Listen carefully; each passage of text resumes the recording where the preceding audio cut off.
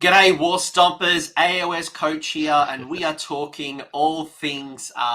My guest is already laughing at me. What is going on? Here I am trying to do a professional introduction because we are talking about Sons of Behemat, or Behemat.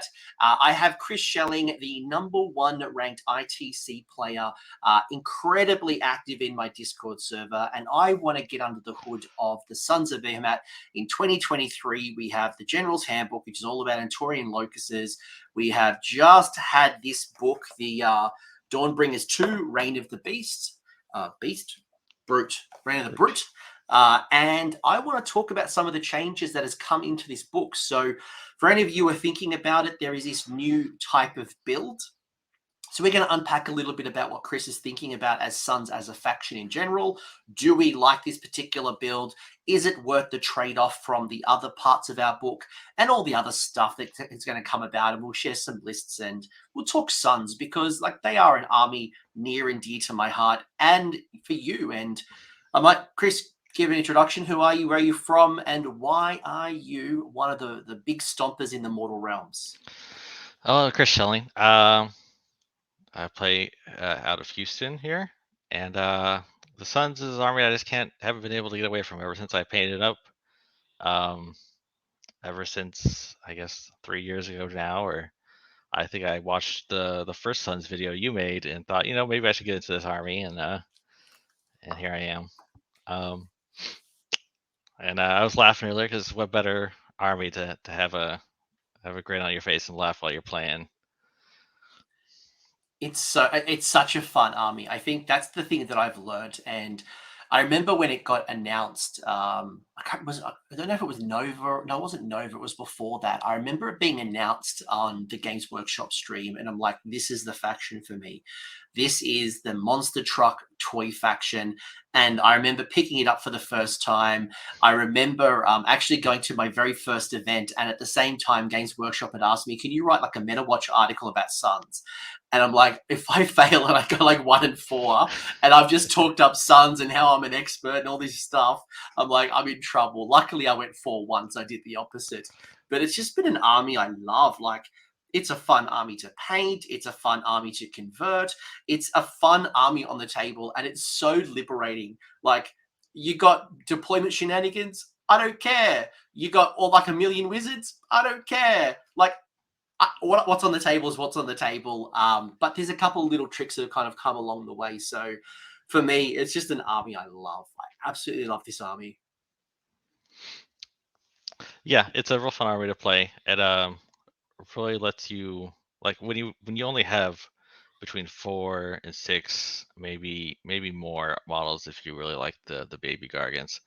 But when you don't have a lot of models on the table, it lets you get a lot of experience, really, with positioning, learning the importance of every little move. Because when one model is a quarter of your army, like a 3-inch pile in, can make all the difference. Um, uh, but yeah, and yeah, I originally picked them up. I wanted, it was a painting project mostly. I didn't play the tournament a while because it was late pandemic here, and I picked it up and painted them. And then the first game I played was the first game of AOS 3 that I got a chance to play right after the AOS 3 came out, and I played them. I'm like, oh, these guys are good.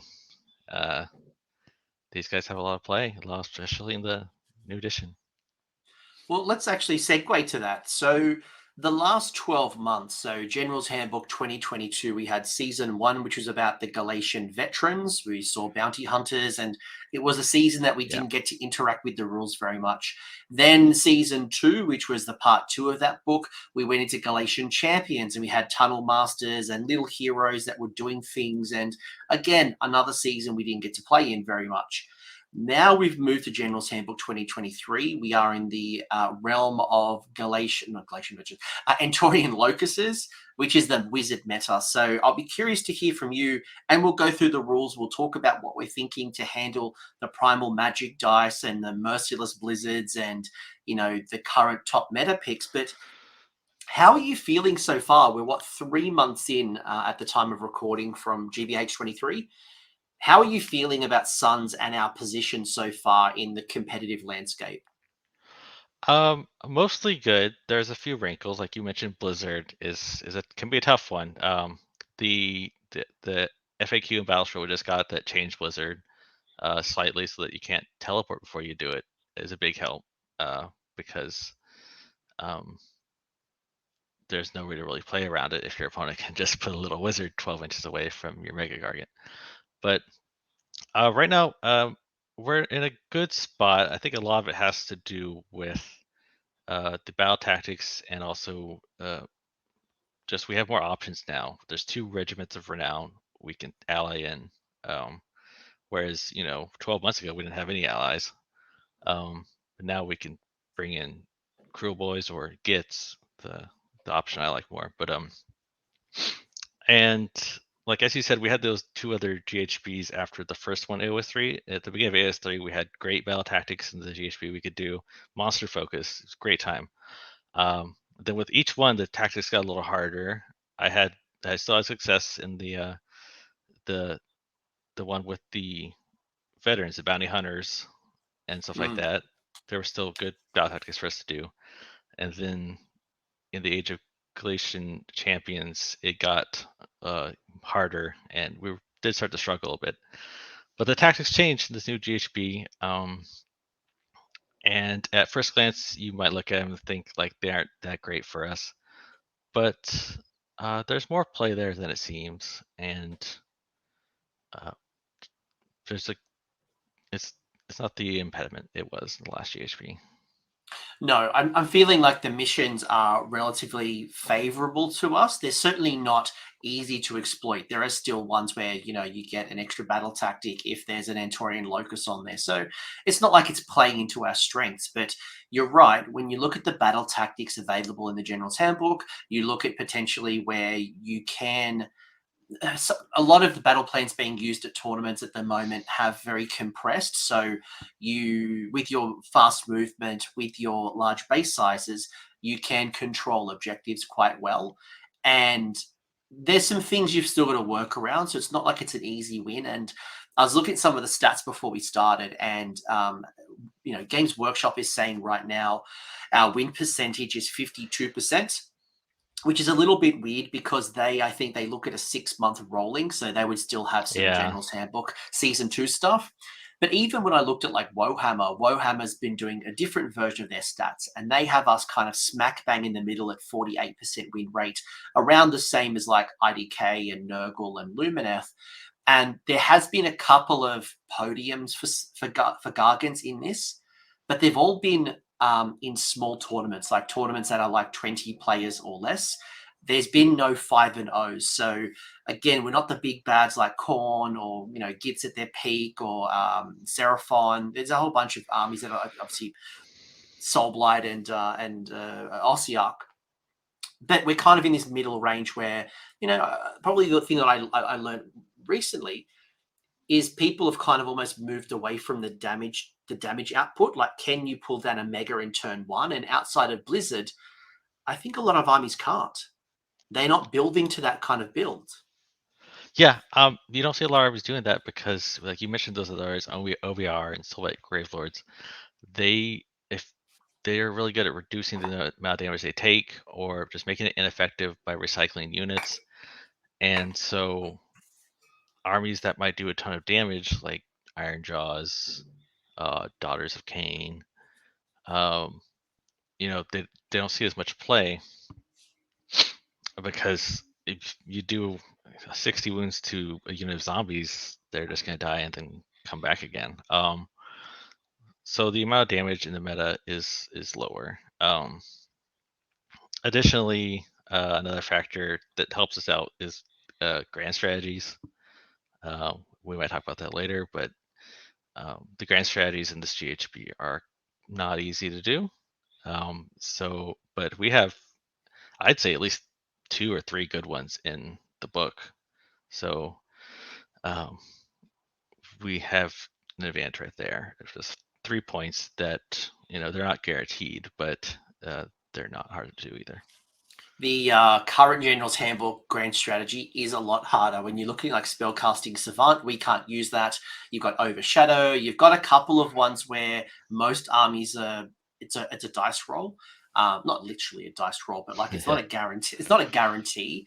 But for us, like there's a couple of ones. If you play your cards right, you will always get your grand strategy. And I think you and I probably still have the favorite grand strategy, and it's consistent. So you're right. Between a couple of favorable battle tactics, a couple of favorable grand strategies, the current landscape of meta, we're actually in a decent spot. And we have this new armies of renown called King Brodd Stomp that is going to add some interesting list diversity that we're going to talk about in a second.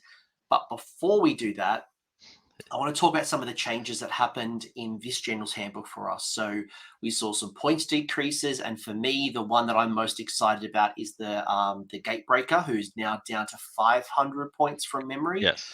I think a couple of other armies, other megas and units kind of got points decrease. There has what else has changed for us? Like there's that obviously the flaming weapon that used to come from Arcane Tome is no longer there. That was a change before this General's Handbook. Is there any other changes that's kind of happened recently that has impacted us like positively or negatively? Well, you said the Arcane Tome changed. That hurt us a little bit because the War Stomper and mega-gargant really like the Arcane Tome. Uh, and it can still see play with us because Mystic Shield is still maybe the best spell in the game. But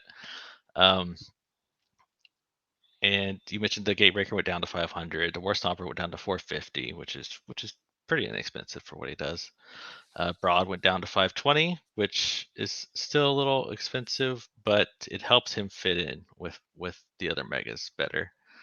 Um, and I got one. I've got really, one more change. If you've forgotten it, I think it's an important one. Do you want me to share it?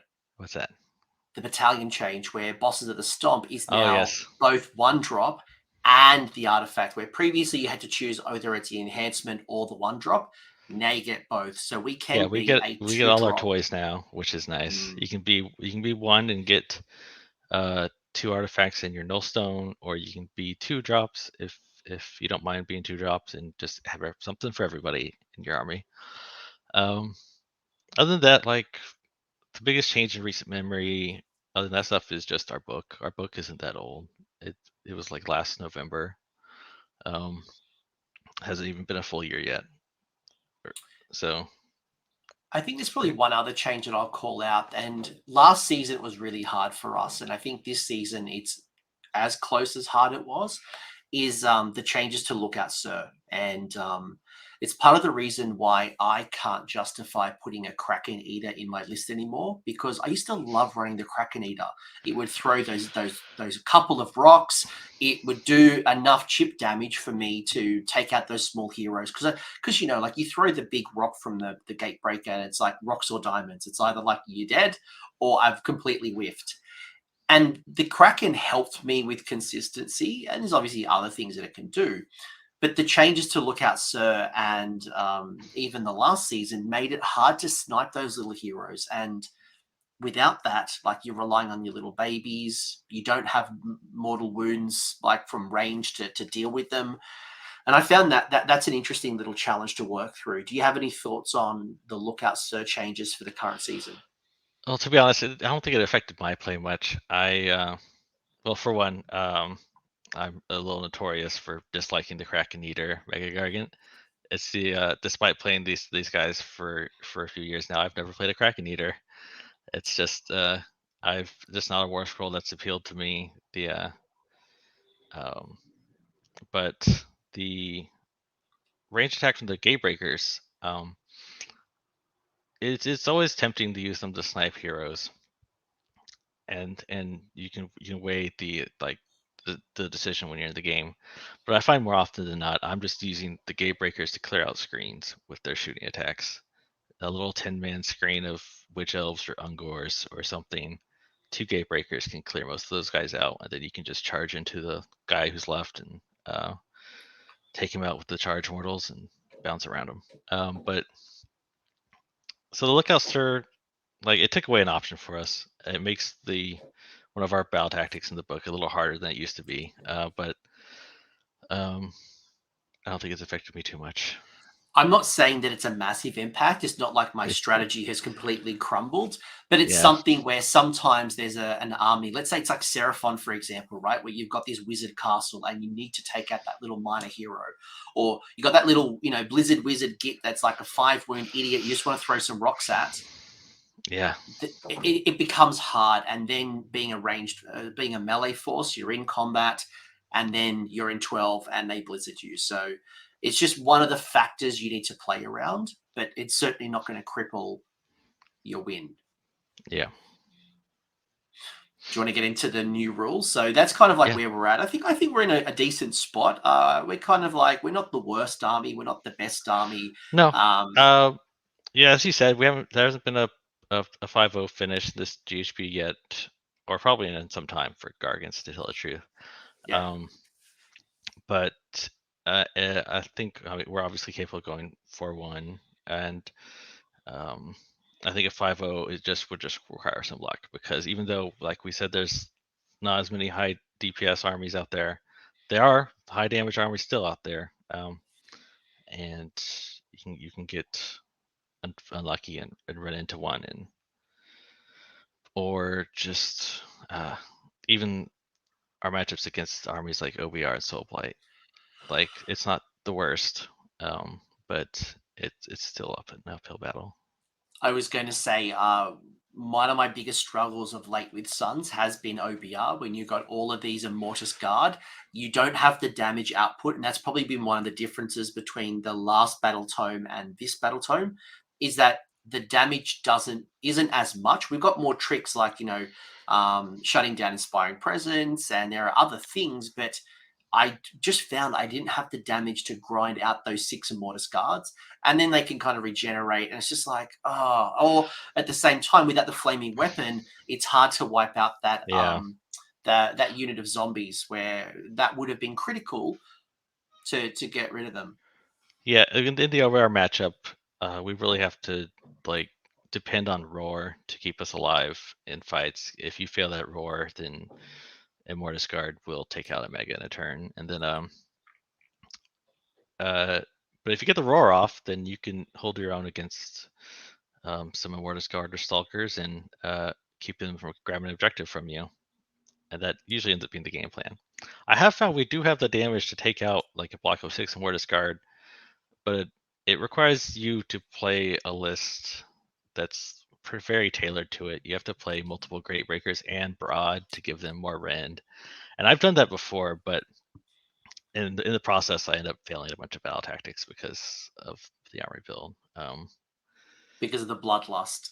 Because of Yeah. bloodlust, you're like, I want to kill these 6 bloody Immortus Guard. So let's get into the new stuff, right? So this book is literally hitting the shelves, I think, at the time of recording. So you can pick this up if you want to. Affiliate codes, by the way, are in the episode, but that has nothing to do with things. Let's talk about the rules here, right? And for anyone who followed the Dawnbringer rules from season 1, sorry, Dawnbringer 1 to Dawnbringer 2, is the Dawnbringer 1 books had this thing called Regiments of Renown, where it was like a package of mercenaries or allies that you can bring into your force. So Chris mentioned earlier, there was the Cruel Boy one that gave us a bunch of Man Skewer Bolt Boys and Beast Skewer Bolt Boys. This then there was the Gits version, where there was like the Rabble Rouser, a bunch of like Squig Hoppers, and the Gobblepalooza, and they were a little package. Now you have this thing called an army of renown. Now the difference is, and Chris and I were talking about this before we started the stream, is that the difference with the army of renown is that you have to follow the rules exactly what's on the screen. So what that means is that you can't take grand strategies from outside of this. It means you can't take battle tactics outside of it.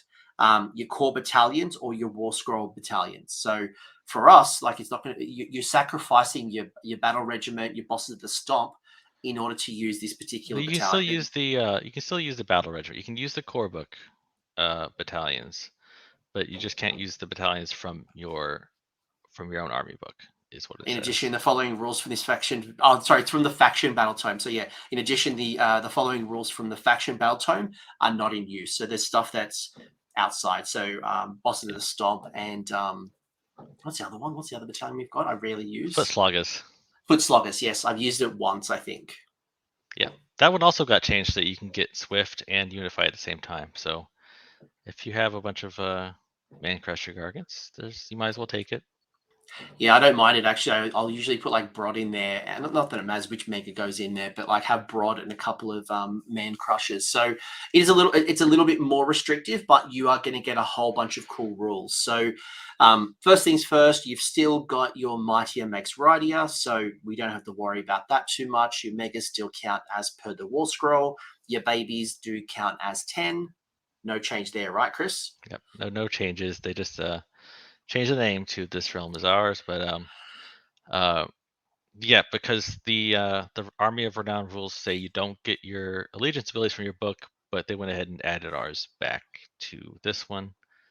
Um, yeah, still megas count as what they say in the war scroll, and babies 10.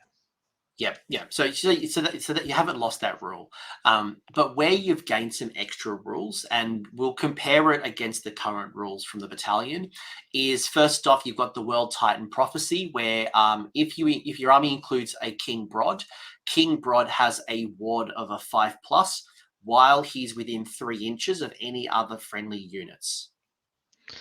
Yeah, it's it's a very good rule, and while you don't have to take King Brodd and King Brodd Stomp, which is curious, this rule, like, why wouldn't you?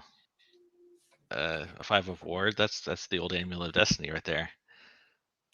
It's hot because King Brodd has 40 wounds. So he's got more than a regular without the command Yeah, trait.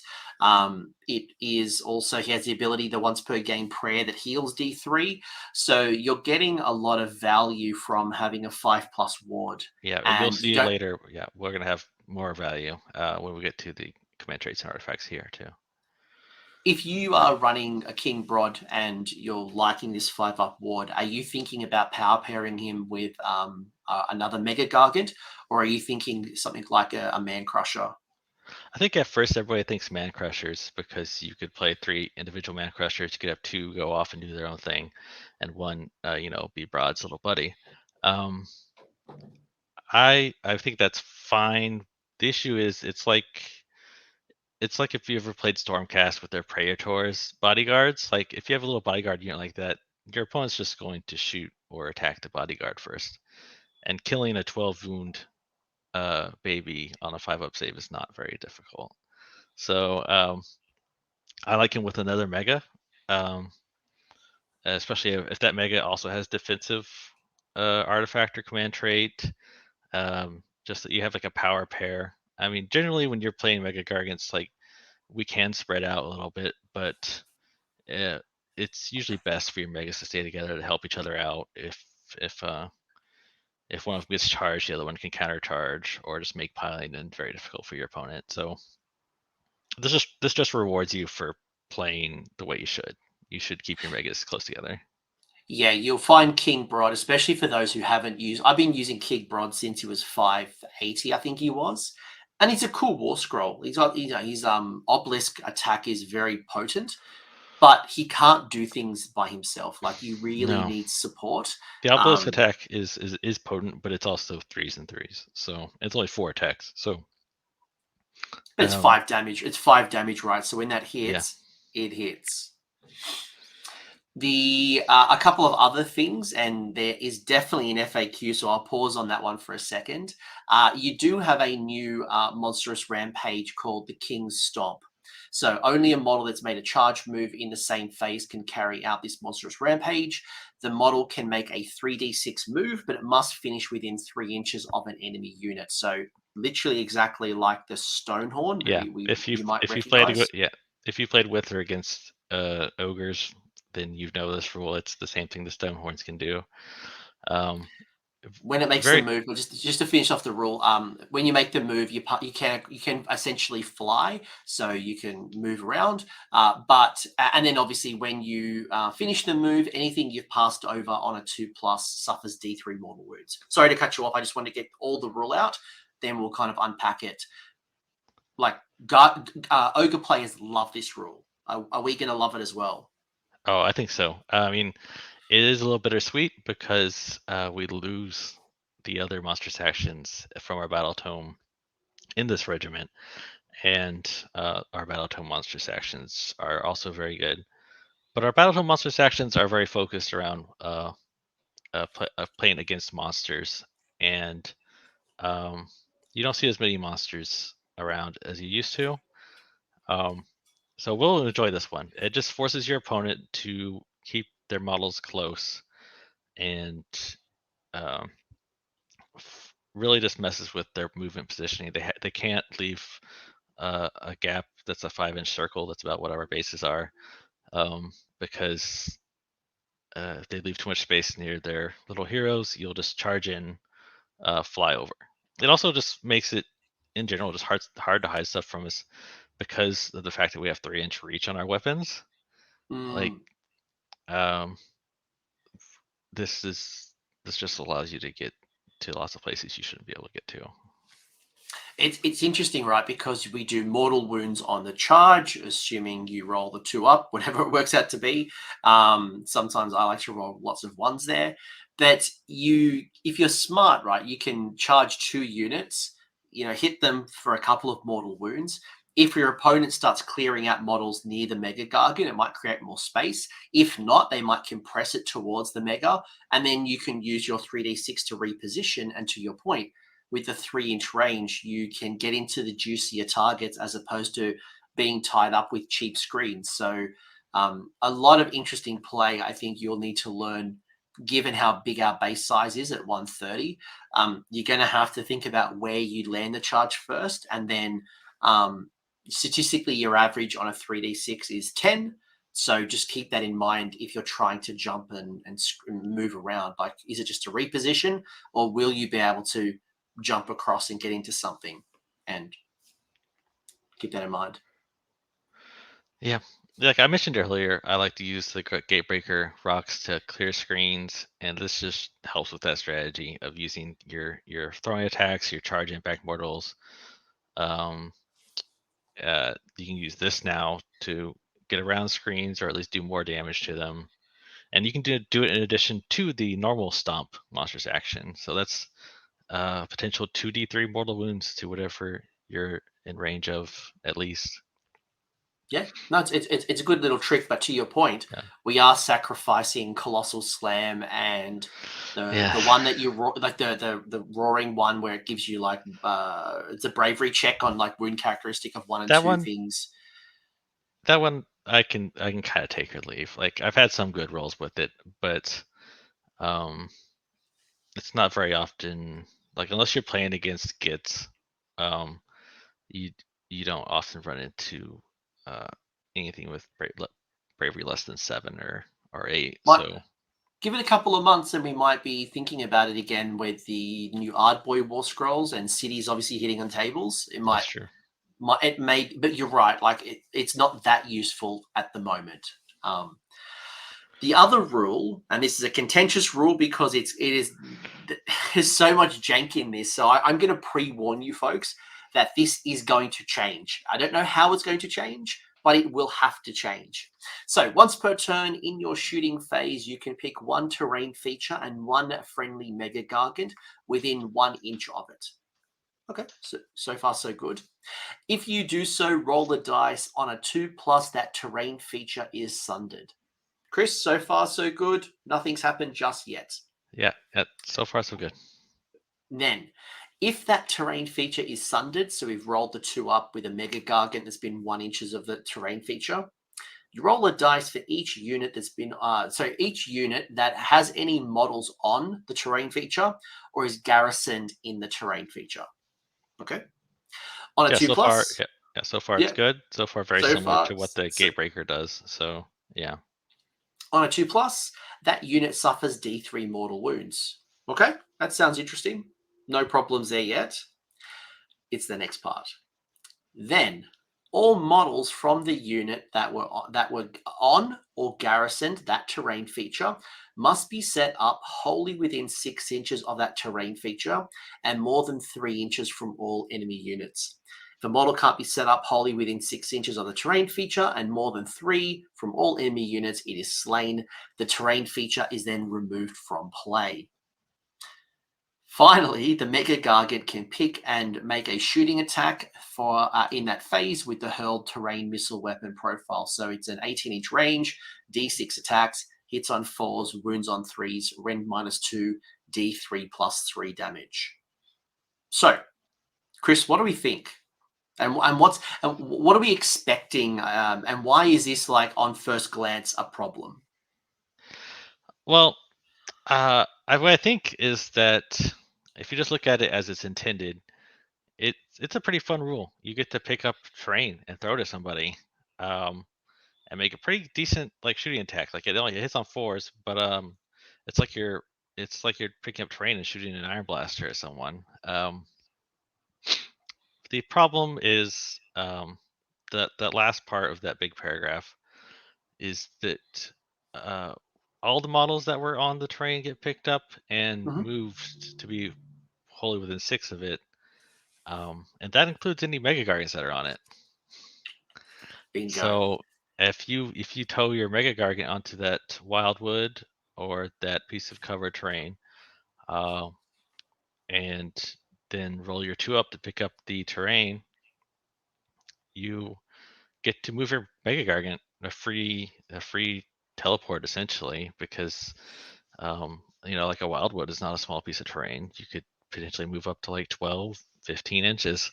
Um, so that is contentious because it makes sense if you don't think about doing it when your own units are on terrain. Like it's a lot like destroying a carriage on Overlord's boat. But towing onto it yourself and then picking up the terrain and getting a free move seems pretty cheesy. Seems like it's possibly not intended. I almost guarantee you, folks, that this will not be for us. At minimum, I think that we're not going to be able to slingshot ourselves 6 inches, especially when you've got a large piece of terrain where you go from the back to the front. As long as you're outside of 3 inches, I can't. Rules as No. written right now, yes, that's exactly what it says. Enjoy it at your local game store while you can. Would I be thinking about this as a tactic going into my upcoming tournament that's allowing me to use this book? No, it'll be house ruled, or I think Games Workshop will intercept this and change the war scroll, change the Yeah, rules. the most likely change seems to be to simply just not allow you to do this if you have a Gargant on the terrain, because like it makes sense why they want you to pick up the models on the terrain, because you're picking up the terrain piece. You can't easily pick up a terrain piece and put models back down where they were. So just simply change it so that the Gargant has to be off the terrain. You can't pick up something you're standing on. So And let's assuming, go ahead. go on.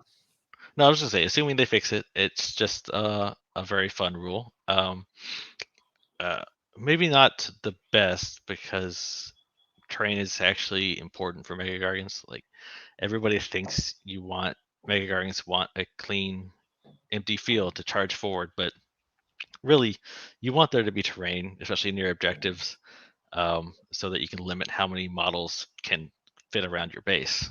To be honest, if a big unit of gore gruntas charges you, you want to be next to a wall so that they can't get all 6 gore gruntas in range to hit you. So it is a trade-off. It seems like you're getting a free shooting attack, but it is a trade-off. You've also got to remember, like, we've got the Longshanks rule that allows us to walk over terrain that's under 4 inches. So Yeah. you're right. It is a strategic piece to the battlefield that you are leveraging or you're removing from the table. What I like about this, assuming that part of that rule is going to change, I anticipate it will.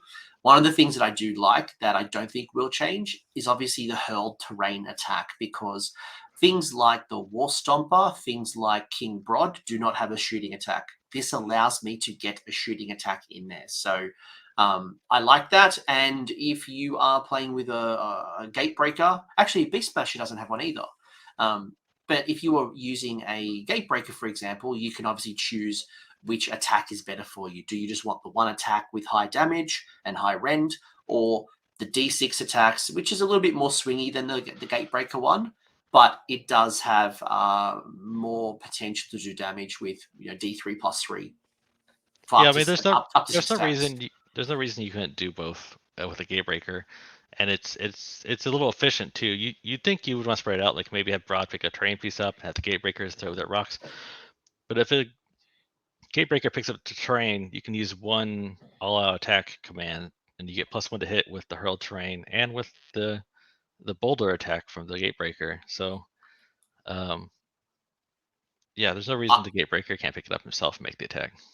I'm playing the conservative game in case they make you choose one. Like now, I'm being super conservative because this whole rule section is just asking for an FAQ. So Yeah, I'm playing devil's advocate.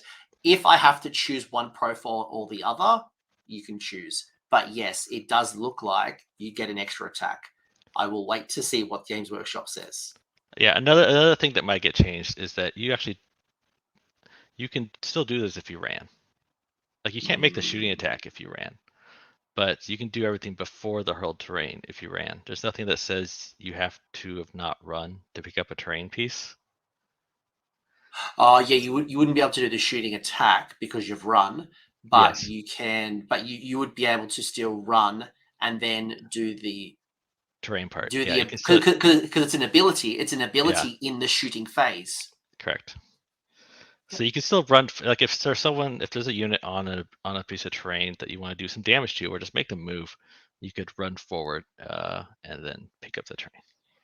Could be pretty dangerous turn one with Amber Bone. You run them in, get them onto a terrain feature where someone's set up defensively, or it's a Sylvaneth thing, and If we could take Amberbone in this army, remember we don't get the artifacts. that's right, that's right. Damn it. Yes, and this is the thing you got to remember, folks. It's something that I've got to remember is that when you do King Brodd Stomp, it's either this or the other parts of your book. You choose what Yes. works for you. All right. You're ruining my fun, Chris. So far, what are your thoughts of this page versus your allegiance abilities as a regular Suns player? Well, I mean, it's mostly upside. You lose the monsters actions like we talked about, the ones focused on fighting other monsters. Uh, but otherwise it's upside. Like the allegiance abilities for Sons of Behemat, uh, not counting like the sub factions, is pretty slim. It's mostly the Mightier makes Mightier. Mm. Um, so we get Mightier makes Mightier still, and we lose a couple monsters actions, but we get one really good one. And we get this Smash Ultimates rule, which is uh, a little problematic with how it's worded, but uh, potentially a fun rule. And you're obviously giving up Stomp a tribe, Break a tribe, Smash a tribe. So that's what you're giving up here. Yeah, but yeah, Yeah. Cool. All right. So some interesting rules so far, and we'll go to the other parts soon.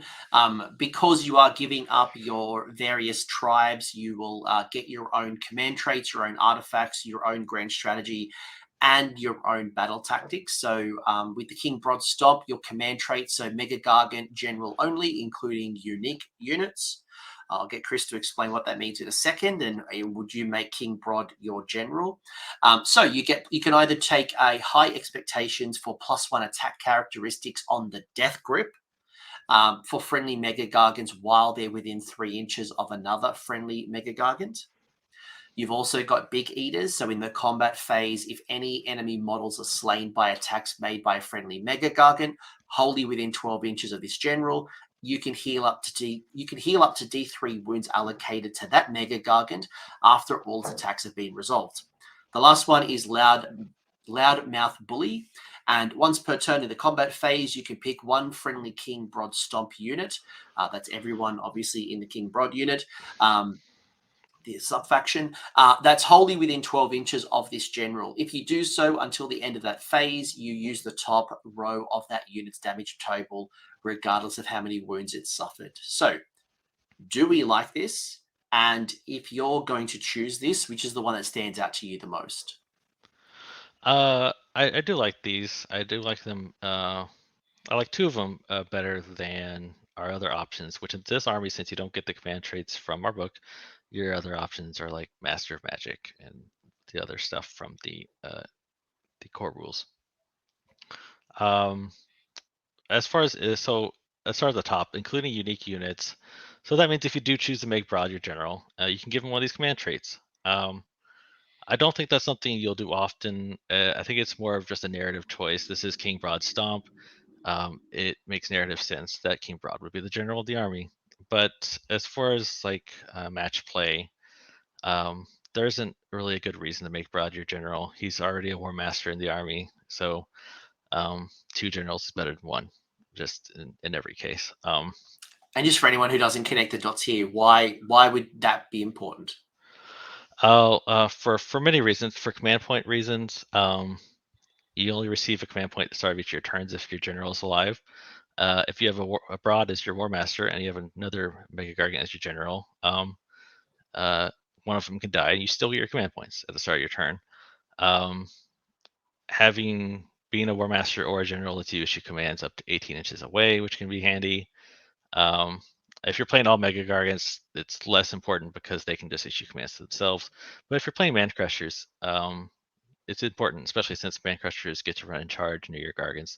So having two mega-gargants who can issue commands up to 18 inches away is very nice. And also, like, Brodd already gives out buffs to your army, and it's nice to spread out your buffs. So if you're taking something like High Expectations or Big Eater, you have that on another mega-gargant so that you're not putting all your eggs in one basket. So are they the two, by the way, that you would pick? So you'd either pick High Expectation or Big Eater? I think the winner here is Big Eater. High Expectations is nice because the Death Grip attack, it's a nice attack, but it's only one on these mega-gargants vertical. Having it go to two, it's another D6 damage potentially against monsters. That's pretty strong. Having two Death Grips against monsters is potentially, like, on average, it's a lot of damage.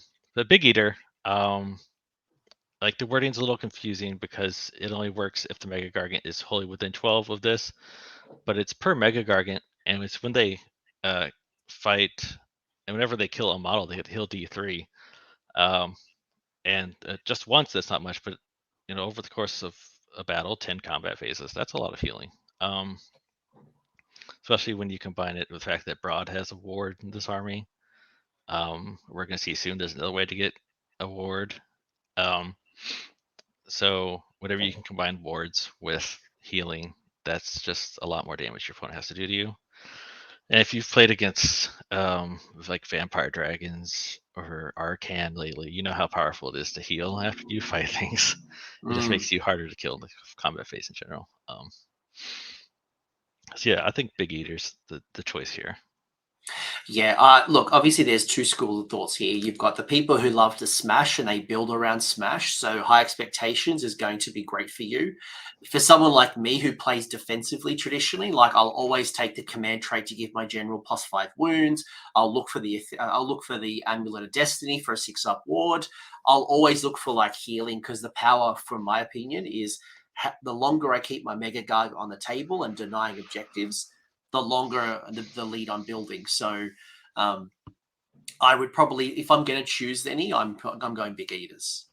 Loudmouth Bully is fine, don't get me wrong, but I don't think I need, because they don't degrade as quickly as they used to, right? They don't degrade as quickly as they used to, and also, like, I think Loudmouth Bully would have more consideration if you could do it for the whole turn and have it so that you use your top profile for counting on objectives. But since this is just the combat phase, it's just going to affect your attacks, and our attacks don't degrade that much at first. It's only when you get down to your last profile that you lose out on a bunch of attacks. And I guess the argument would be, healing D3, and, obviously you've got Heroic Recovery, and King Brodd can do the once per game D3 heal. Like, keeping them around the table healing longer is probably going to give you more value than the Loudmouth Bully. Yeah, and I agree with you. Like, usually I do take the +5 wounds when I'm playing a Sons of Behemat army that's not this regiment.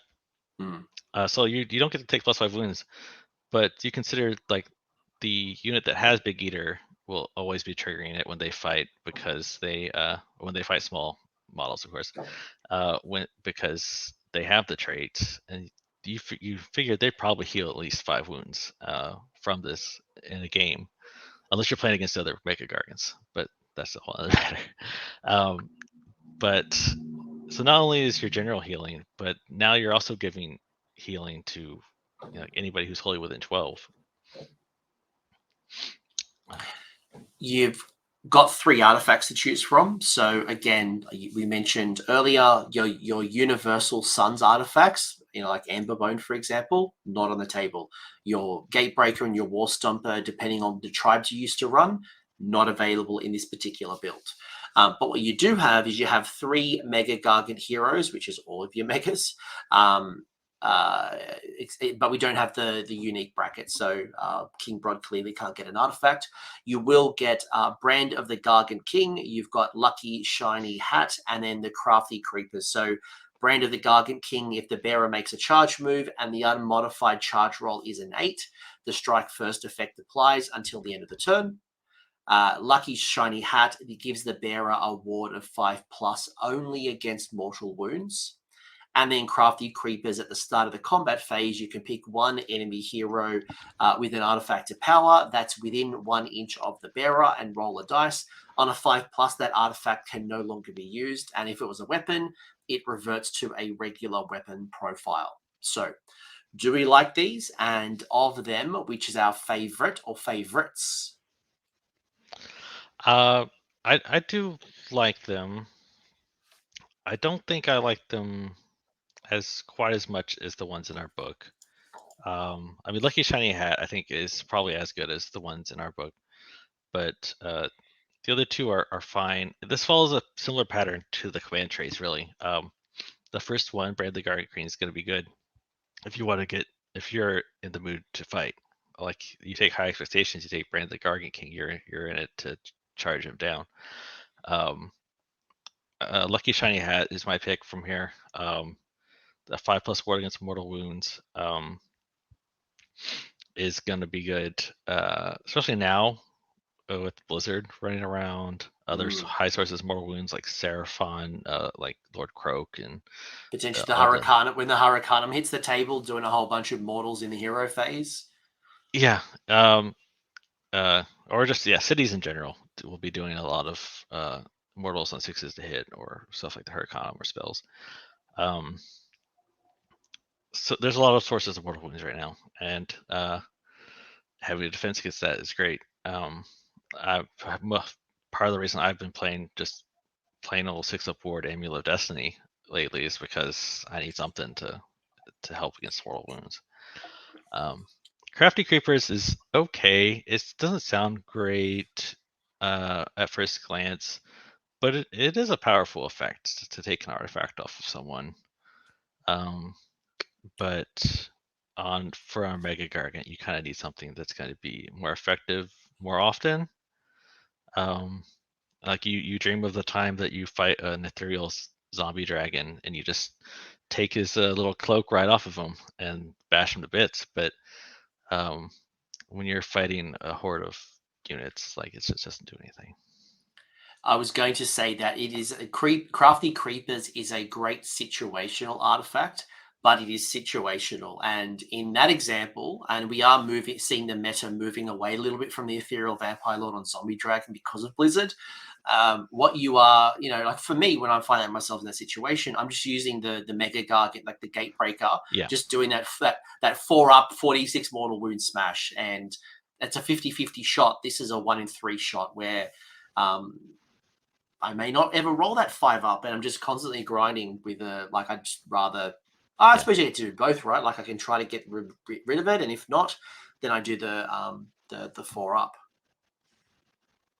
Yeah, and like outside of the Vampire Lord on Zombie Dragon and really other Mega Gargants, you don't see a lot of big fighty heroes with artifacts right now. There's not a lot. There's not a lot. You're right. You're more likely to see little wizards with artifacts who are trying to stay away from you. Question from Plastic Crack, Peter Atkinson, which is a good question in regards to the 5-up ward against mortal wounds. Do you think it's better to have the 5-up mortal wound save, or would you still go with the Amulet of Destiny for the 6+ ward against everything? I think I would go with the 5-up mortal wound save right now with Blizzard around, because even after the change to this most recent battle scroll, it's still something you have to watch out for. And with Seraphon being a heavy hitter right now, and like you mentioned earlier, cities, the 5-up is going to be good. And I think the Big Eater command trait helps with this decision too, because you are going to have healing on the side for when you're just fighting regular wounds. Yeah. No, I can see that. I can definitely see that, especially in the current competitive landscape right now, where there are a bunch of mortal wounds being thrown around. I probably would want the 5-up ward as opposed to the 6. But if I chose the 6, it's not a bad investment. It's just you're getting value when you're not being mortal wounded, which is also high rend attacks, which helps, especially when you put in, finest hour. Outside of this build, obviously, glowy of shield protection, glowy shield of protection in other builds is helpful Yeah. for rend mitigation. But yeah, I think 5-up ward is definitely worth the exploration when you also factor in the King Brodd 5-up ward as well. So that's potentially a double 5-up ward you've got in your faction, let alone healing. Yes. You have a grand strategy. Now, I'm going to fast forward over this grand strategy because it is, I don't want to call it hot garbage. It's just you can't achieve it. So, this is another one of those things where I think they're going to have to FAQ it, specifically because it says when the battle ends, you complete this grand strategy if there is no more terrain features on the table. Now, why can't I do that? You might ask. Well, Chris, that's a great question because I can only once per turn in my shooting phase take out a piece of terrain. Now, Chris, how many pieces of terrain is on a battlefield in Age of Sigmar traditionally? Traditionally, I'd say between 6 and 8. If you go to a GT, it's going to be 8. And remind me again, how many rounds are in a game that I could be doing my own shooting attack? Usually just 5. Okay, right. So there's 5 rounds and 8 terrain features. Yes. It really does feel like at some point the rule must have changed from once from as many per turn to once per turn, or maybe they let you include the smash effect from monstrous actions. Uh, I but guarantee you, in playtesting, it was every mega-gargant could do it. And then they yeah, just forgot to change the grand strategy. So right now, it's bad. I can't do it. Don't pick it. Move along. But if it changed a little bit, and obviously this could just be if you flatten 5 pieces of terrain. Let's say it's a once per game thing. Like every turn you flatten terrain. Would you take it? I still would. It becomes a gamble then, because you still have to roll a 2+. If I read the last rule right, to pick up a piece of terrain. So yeah, you have to you roll a 2+ at the very beginning to sunder the terrain. So you're banking on, like, it's not an issue getting to 5 pieces of terrain. That's doable. The issue is rolling 5 2-ups in a row. Like you said Yeah. already, you know how often you miss those charge impact mortal wounds on a 2-up. Or how many times I failed the death grip. Like it's Yeah, always like you roll the 1 to hit, and you're like, oh, but so I don't forget the math at the moment, but I think rolling 5 2-ups in a row is not, that's not great. I think it's probably close to a 50-50 or less. Um, so I probably wouldn't take it. Not, as we'll probably discuss, like our other options from the General's Handbook are also a little rough, but at least those you have some control over. let's pause it for now because we're just guessing what it could look like, and it may be completely rewritten. It could be something. Who knows what the rules are going to be? But I would just like watch this space here. It could be a good grand strategy. It could be something that's super unachievable. We'll pause that one for a minute. The other one I want to talk about really quickly is the battle tactics, where you've got 3 battle tactics for your King Brodd Stomp armies only. So again, if you're not using King Brodd Stomp, you can't use these as your grand strat choices, so your battle tactic choices. Good shot, her is you complete the battle tactic if an enemy unit was destroyed during this turn by an attack made with the hurled terrain missile weapon. Thoughts on this? That it's very similar to the one for the book that we can't use in this regiment splat, which was to just destroy a unit with one of the ranged attacks from either a gatebreaker, a kraken-eater, or a baby. But I mean, you don't want this to be your battle tactic, but it's a good one to keep in mind in case you just don't have anything else you could accomplish. If there's a unit with like 4 wounds or less on the table, this is what I did do the math for. You have it's about a 45% chance to do it, 45-ish. So it's not 0, but you're depending on multiple dice rolls, right? You have the 2 up to pick up the terrain, then you have a d6 amount of attacks, and they hit on 4's base. So, and you have to choose if an enemy, okay, you don't have to choose which enemy unit you're destroying, but it should be obvious. When you do it, your opponent's going to see their little 4-wound hero and know that you're going to try to fight, kill them. Or it could be a unit that's got attrition Yeah. on them and there's like 2 or 3 wounds left on the unit, which is not a bad choice. D6 attacks, D3 plus 3. You just need at least one of those to go through for the minimum 4 damage. So it's probably a late game play. I wouldn't be using it turn 1, 2, or 3 unless there was like a situation that had arisen that there's that 1 or 2 models that past battle shock and is just sitting there and like clogging me up. But Yeah, otherwise, it's it's a bit of decent, but it's a bit of desperation tactic. Like, unreliable. A lot of failure points. A lot of failure points. Second one is the King's Conquest. So you complete the battle tactic if a friendly King Brodd and 1 other friendly King Brodd Stomp unit are contesting the same objective at at the end of this turn, and the objective was controlled by your opponent at the start of the turn. So basically, opponent holds an objective, you now control it with King Brodd and a friend. I mean, this is just a slam dunk. I mean, King Broad's going to have a friend most of the time with his award ability from the last page. So this is simply just taking an objective from your opponent with Brodd and his buddy. It's easy to do, probably most of the time. It's not one you can do turn 1 very often, unless your opponent moves forward. Like, if you're going at the bottom of turn 1, then maybe you can do it. If you're going first in turn 1, it's likely very difficult. You'd have to charge into your opponent's. You'd have to run into your opponent's territory, and possibly doable, but inadvisable. Unless there's like a law seeker or like a pre-game move has got somebody onto an objective. But yeah, you're right. Top of turn 1, pretty unlikely.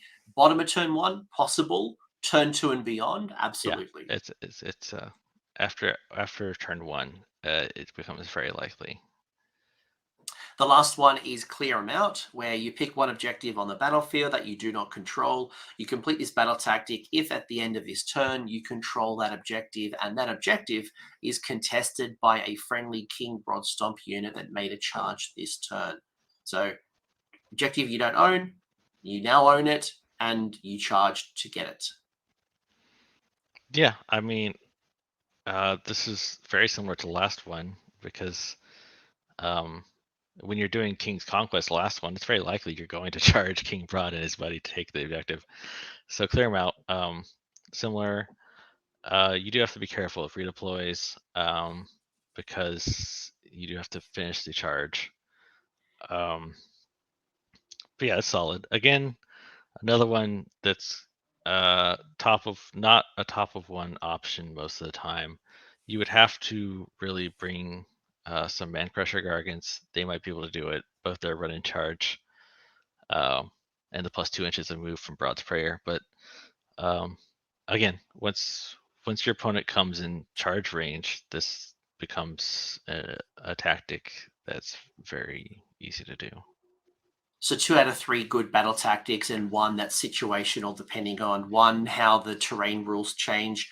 Two, obviously when the situation arises where you've got a unit with like 4 wounds. Like if you're on that 4 wound sweet spot, you're probably in a good position. But there is a lot of failure points at the 2 up pick it up.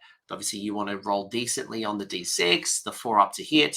There is a couple of failure points, so it's not a sure success. Yeah, and I want to say the battle tactics here, this does represent a positive change from the book battle tactics. Our book battle tactics are focused on fighting against monsters, much like the monsters' actions. And if you're playing an army, if you're playing as someone who didn't bring any monsters, you often just don't accomplish battle tactics from the book, um, unless you brought a kraken-eater to kick an objective around and score a tactic. Or So you've got a beast smasher who can do 2 monstrous rampages, but even still, like again, it's but yeah, you have to have, your opponent has to have brought a monster into the battle. yeah. Whereas these three, like the King's Conquest, Clear 'em Out, don't care what your opponent brought to the battle, and can be done with any of the models in your army with Brodd. Yeah. Yeah, you're right. Like when I'm re-looking at the Suns battle tactics, like look, it's situational. Like, but Fury of Titan, Splat, Colossal Violence, Man Skittles, they're all even like Wrecking Crew. Like I hate trying to put my battle tactic purely on my Gatebreaker, hoping for the 2+. Like it's just like that. I don't want to set this whole thing up and lose it on one dice roll of a It's not 1. even a Like 2+ it's just anymore. The Gatebreaker lost his +1 with the last battle tome. oh, that's It's right. a 3+, which I mean that is a tactic I've been doing often. But it is a 3+, which is stings. Yeah. The last time I tried it was getting into a Beast of Chaos Hearthstone, and I rolled a 1 on the 2 up when it used to be a +1 on your Yeah. Smash to Rubble roll. So that's how long it's been since I've used that rule, because I just don't rely on them. Like Fury of Titan, Colossal of Violence probably more useful to me because there usually is one monster. In most cases there is one monster, but Lately, it can depend. If you're playing against a lot of like Soulbright Grave Lords, unless they brought the Vampire Lord, they're probably not playing a monster, or like Caradron Overlords, or like I even mean, Seraphon might not be bringing any monsters. Seraphon often has like a Troglodon. I mean, some builds will have the Troglodon to increase the range. But yeah, I get your Yeah. point. Like, Slanesh might not have it with Glutos and just all the Bliss Barbs, or it is a gamble, like I will admit. And I will agree with you that these battle tactics feel more achievable than the ones in our current book. So Yep. before we move on, current verdict of the King Brodd Stomp. Do you like it? Would you run it? And if you were going to run it, would you run 4 megas, or would you run some babies as well? I like the battle tactics, the command traits, the artifacts. Like it's all good stuff. What concerns me is what we lose.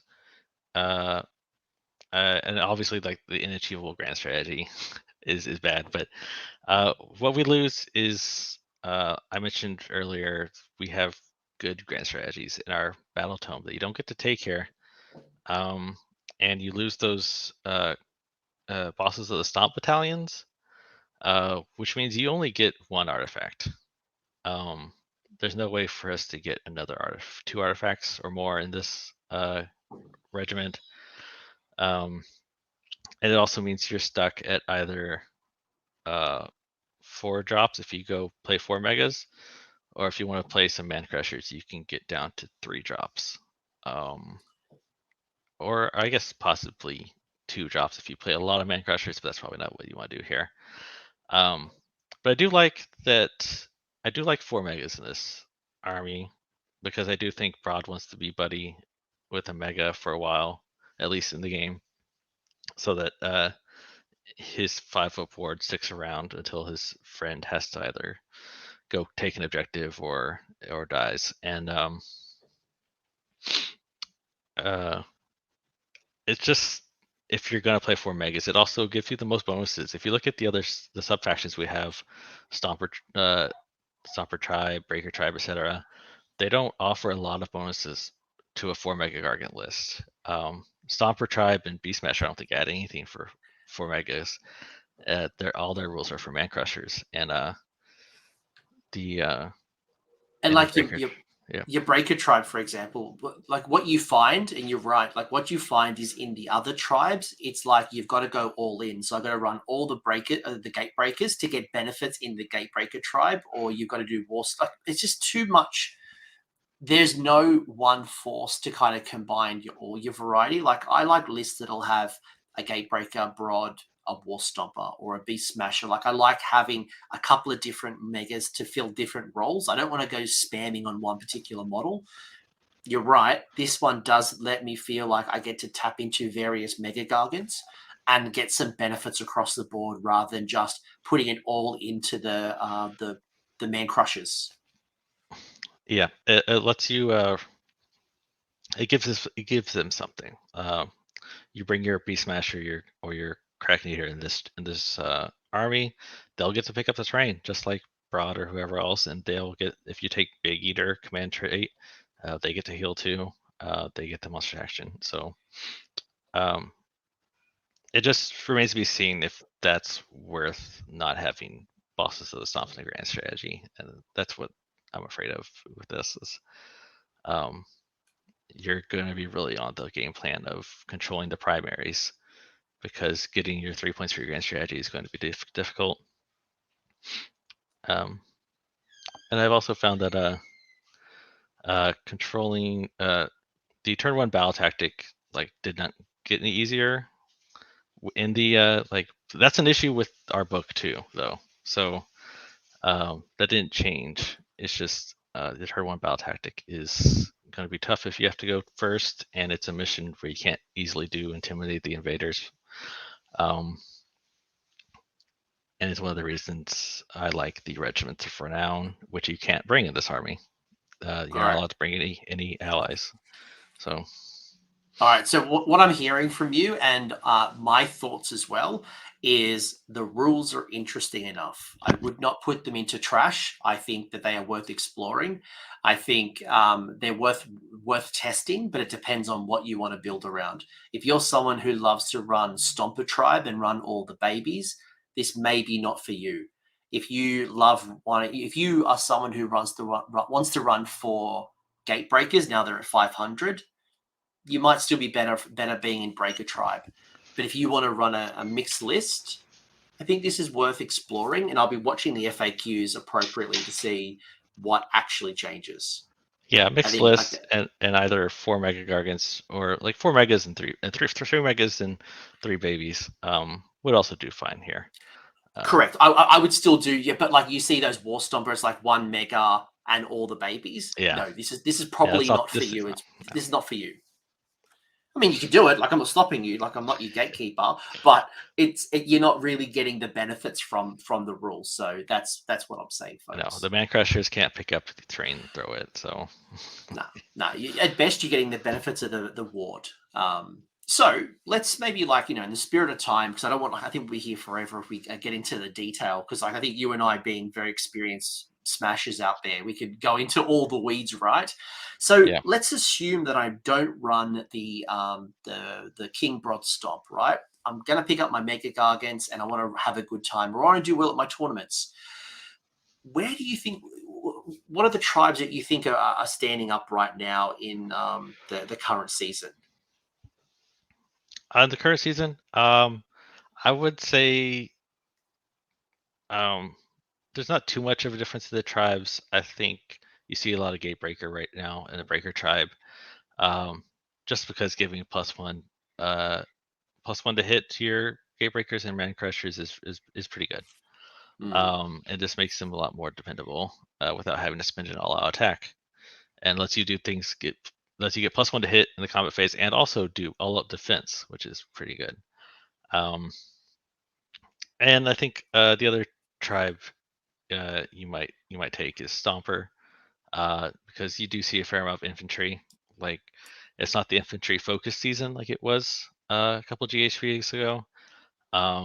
But with Hoarfrost as an option that people are casting on their infantry, and with some armies just seeing a lot of play like zombies and other just heavy infantry heavy armies, Stomper Tribe's nice to get lots of extra damage and clear those pesky zombies out. Is there any reason? I would agree with you. By the way, if I'm running my next tournament, I am either taking Stomper or Smasher Tribe. My personal preference is Smasher over Stomper, just because I don't like running lots of babies. I like running 3 or 4 at most, but I don't want to overinvest into the babies. Is there anything that would change your mind with Taker Tribe or the Smasher Tribe that would get you to reconsider that as a tribe? If you know you're going to be playing against a lot of monsters, like if you're just that your meta is monster heavy, your local meta, because as much as we talk about the meta, what you see at your local club or GT is not going to be the same as what I see. But then Smasher Tribe becomes an option. It makes the Man Crushers super scary against monsters.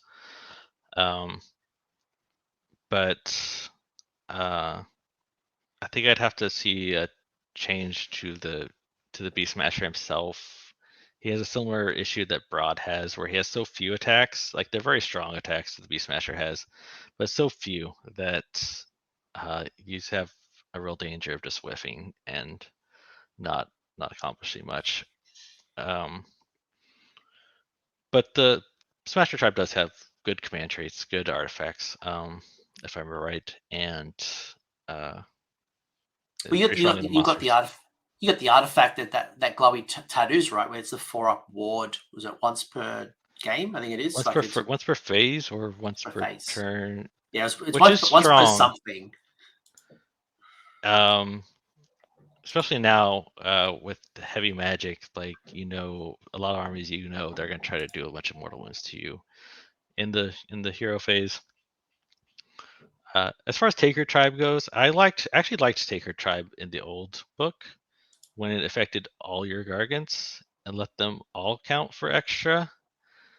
But now with the most recent book, only your kraken-eaters and babies get to count for more.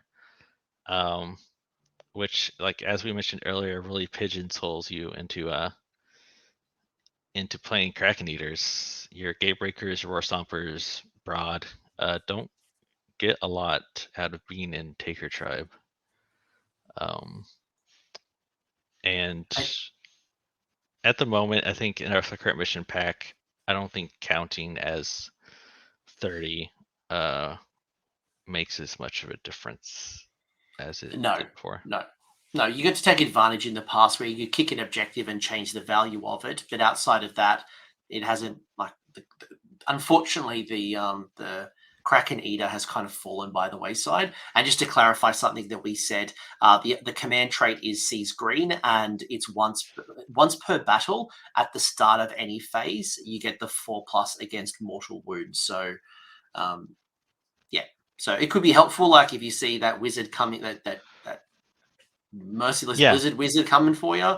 Obviously, they can't teleport anymore, but you're right. Like, it is very situational, and I would need to see that monster meta return to reconsider bringing in a beast smasher, let alone the beast smasher tribe. Yes. And same thing with like kraken-eaters. I would want to see it change to let all the mega-gargants count for more before I consider playing it, because playing it, like, as much as I malign kraken-eaters, playing one is fine because they do have a battle tactic that they can score pretty regularly. But The only argument I will put towards the Taker tribe, two arguments, is the glowy lantern artifact will get you some extra magic. So if you want to lean into that and get yourself an endless spell, get yourself arcane bolt or mystic shield, not a bad little option. The other one, and the thing that always gets me, because I love the rule, I just wish I could use it, is extremely intimidating, where enemy units are within 6 inches of the general as a command trait, can't receive inspiring presence or rally. This would have been really helpful like 6 months ago, where you didn't have the rally cap, where you had gits going from like a unit of 30 to be able to regenerate all of them on a 4+. But now we've got the rally cap. It's not as valuable, but being 6 inches is not too bad. Yeah, I'd like it more if you could put it on a mega that was better at fighting than the kraken-eater. I But agree. it is a very good artifact. Or command trait. I don't remember which one it is. I'm giving the Taker tribe some credit, but yes, it has some And- fundamental Yes. issues.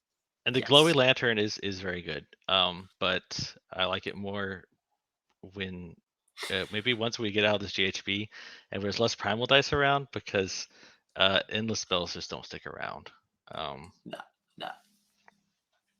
No, you're right. You're right. I agree with you. Like, it's funny actually, because I initially anticipated I would see a lot more endless spells. I don't think the endless spells have actually increased at all. It doesn't seem like people have gone out and started going back to.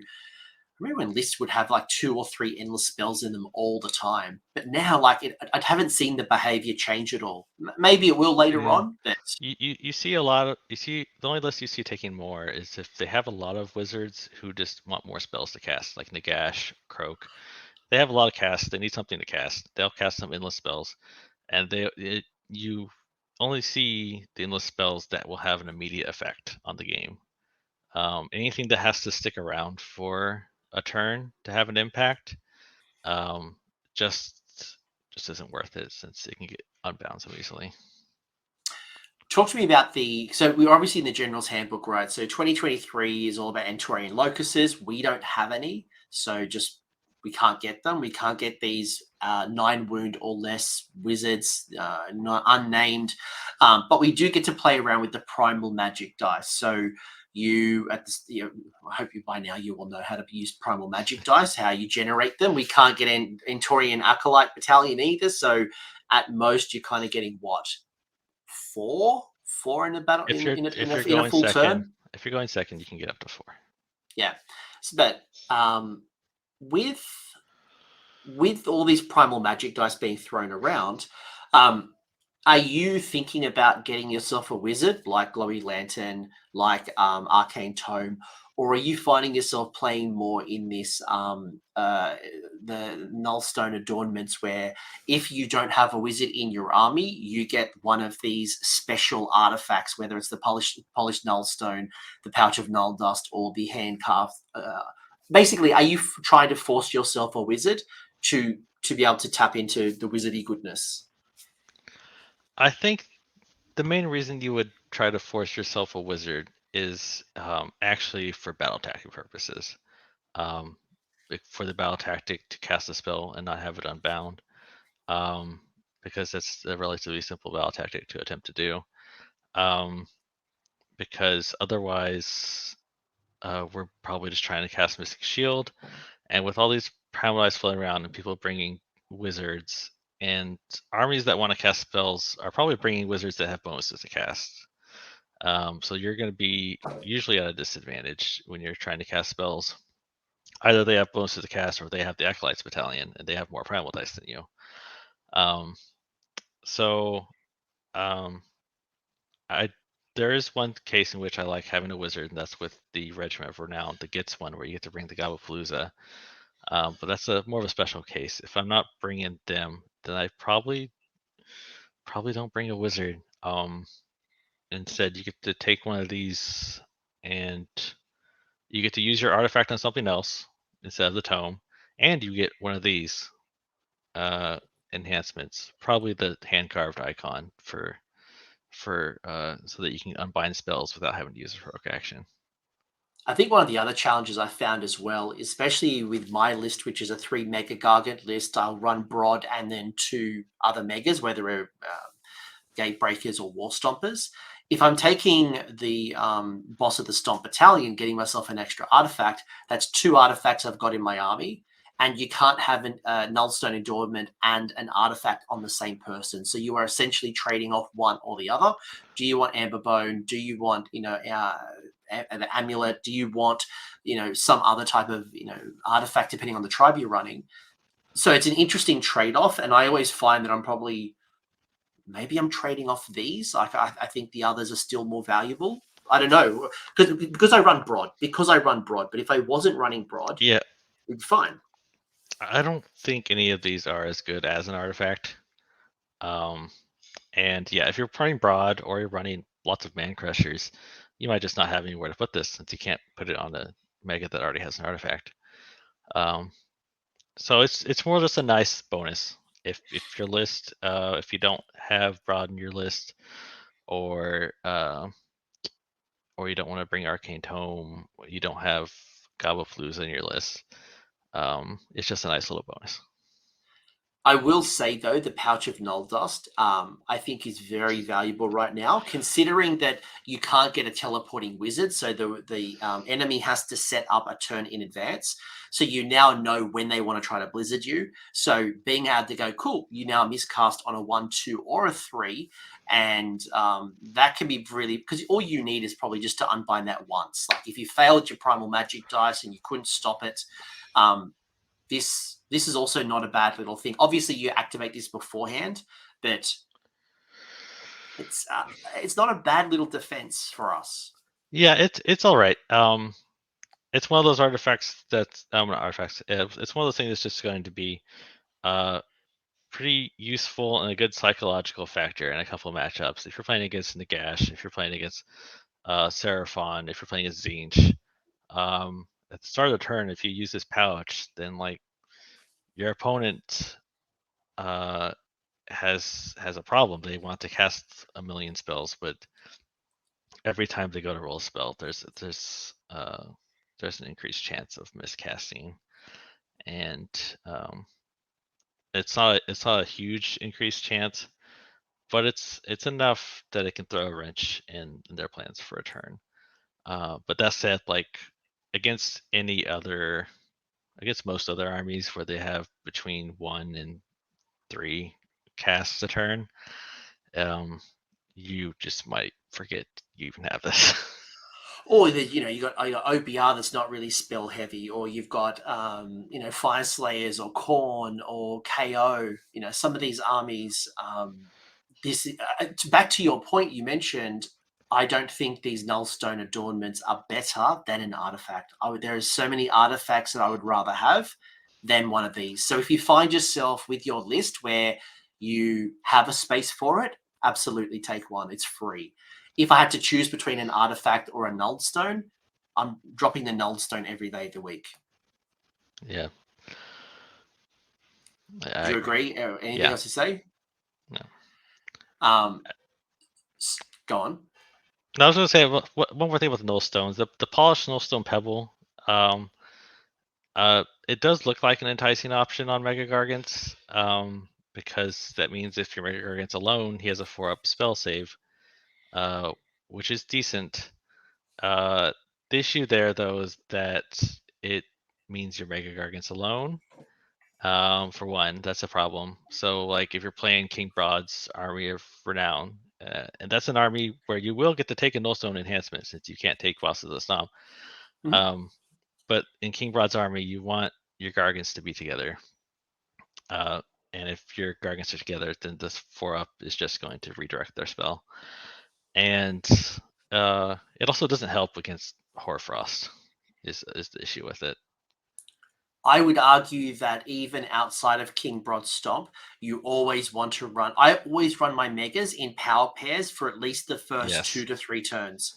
Once like I've started to dominate the board and I've kind of like the attrition and the objective being control, then I can kind of split them out and do their thing.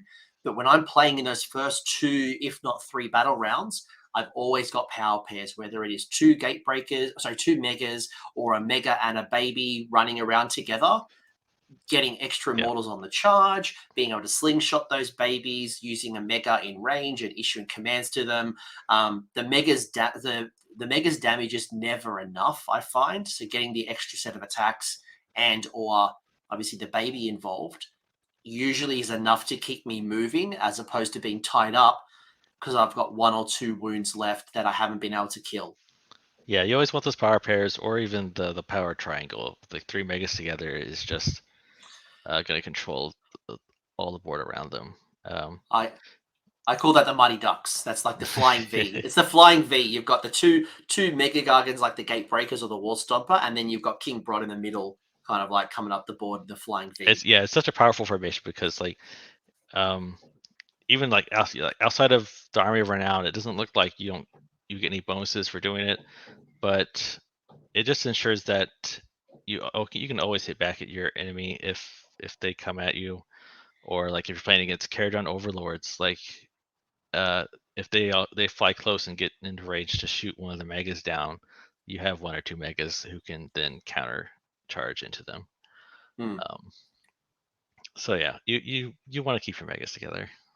I also find having like in my flying V formation, the because what I normally do, right? So let's say I've got two gate breakers and on the flanks of the V, then I'll have King Brodd or a Wall Stomper and a gate breaker. It doesn't matter. My King Brodd, who's in the middle, can swing the battlefield depending on who needs more help, whether the opponent has, whatever the opponent's done or how the swing of the game is going on. That King Brodd can move around and support where required. Where I think one mega alone, you just grind and you're getting stuck, and Yeah, you when you're not charging, you're losing your mortal wounds. You like there's so many things you want to be doing. So another reason why I love running three babies because it gives me some utility and I can still leave a person on the backfield and run around support, flank, or even block something from charging in, or vice versa. My megas will actually protect my babies, knowing that they can absorb the attack, and then the little baby comes in. yeah, exactly. Uh, so we're not taking King Brodd Stomp in this example. We're now back to our traditional rules. What's your favorite grand strat and why? Well, I think it's got to be make the land tremble, um, especially if you're playing any man crushers or you're playing one of the regiments. Um, just doing a run or a charge every turn. Not only is that something you want to be doing, you want to be charging, you want to be running to take objectives or to get to where you want to be. Um, it's something your opponent can have difficulty denying um, if they aren't certain armies or if they don't have enough units to tie you up. Um, in your example with the unit with 3 man crushers, um, you can just have one who's running back and forth on an objective while the rest of your army is accomplishing your goals. Um, and it says if any friendly units ran. So if you're playing Big Crick's Cruel Shots, the Cruel Boys Regiment, if you're playing uh, the Rabble Rouser and the Gits, if you're playing Kragnos, if you're playing an Incarnate for some reason, um, all these it works with those.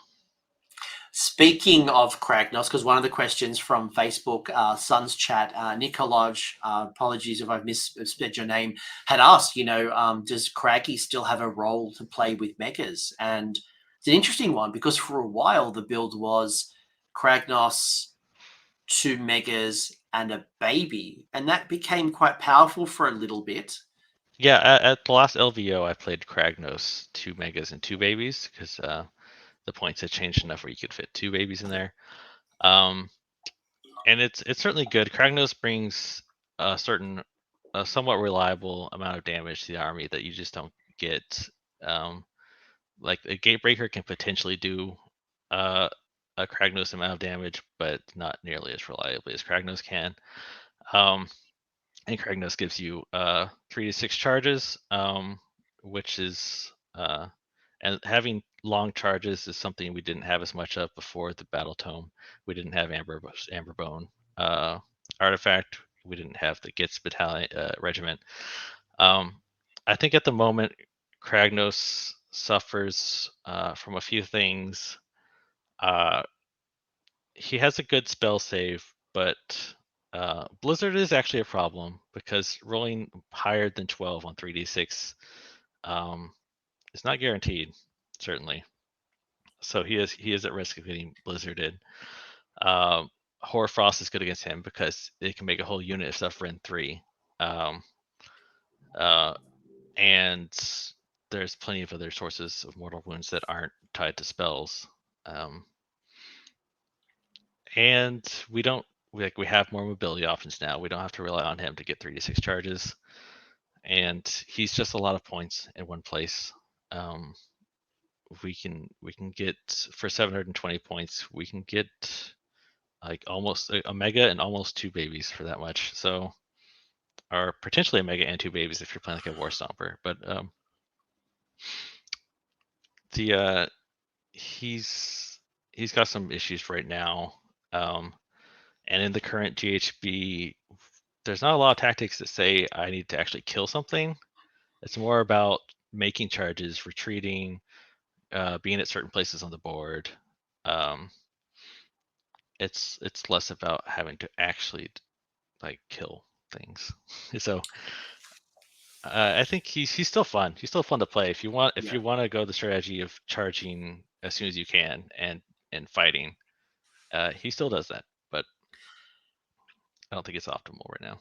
He's a lot of points, and going down does hurt a lot, especially being only 16, 18 wounds versus like 35 Yeah. mega.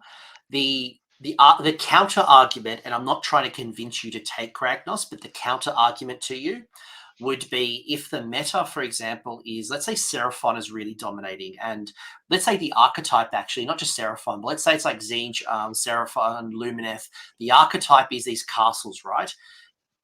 If you want to break the castle and maybe get in front of them and smash them before they've got their spells up, being lowest drops as possible, 3d6 charge into them before they got their buffs up, there is an argument that Kragnos could be valuable in that situation.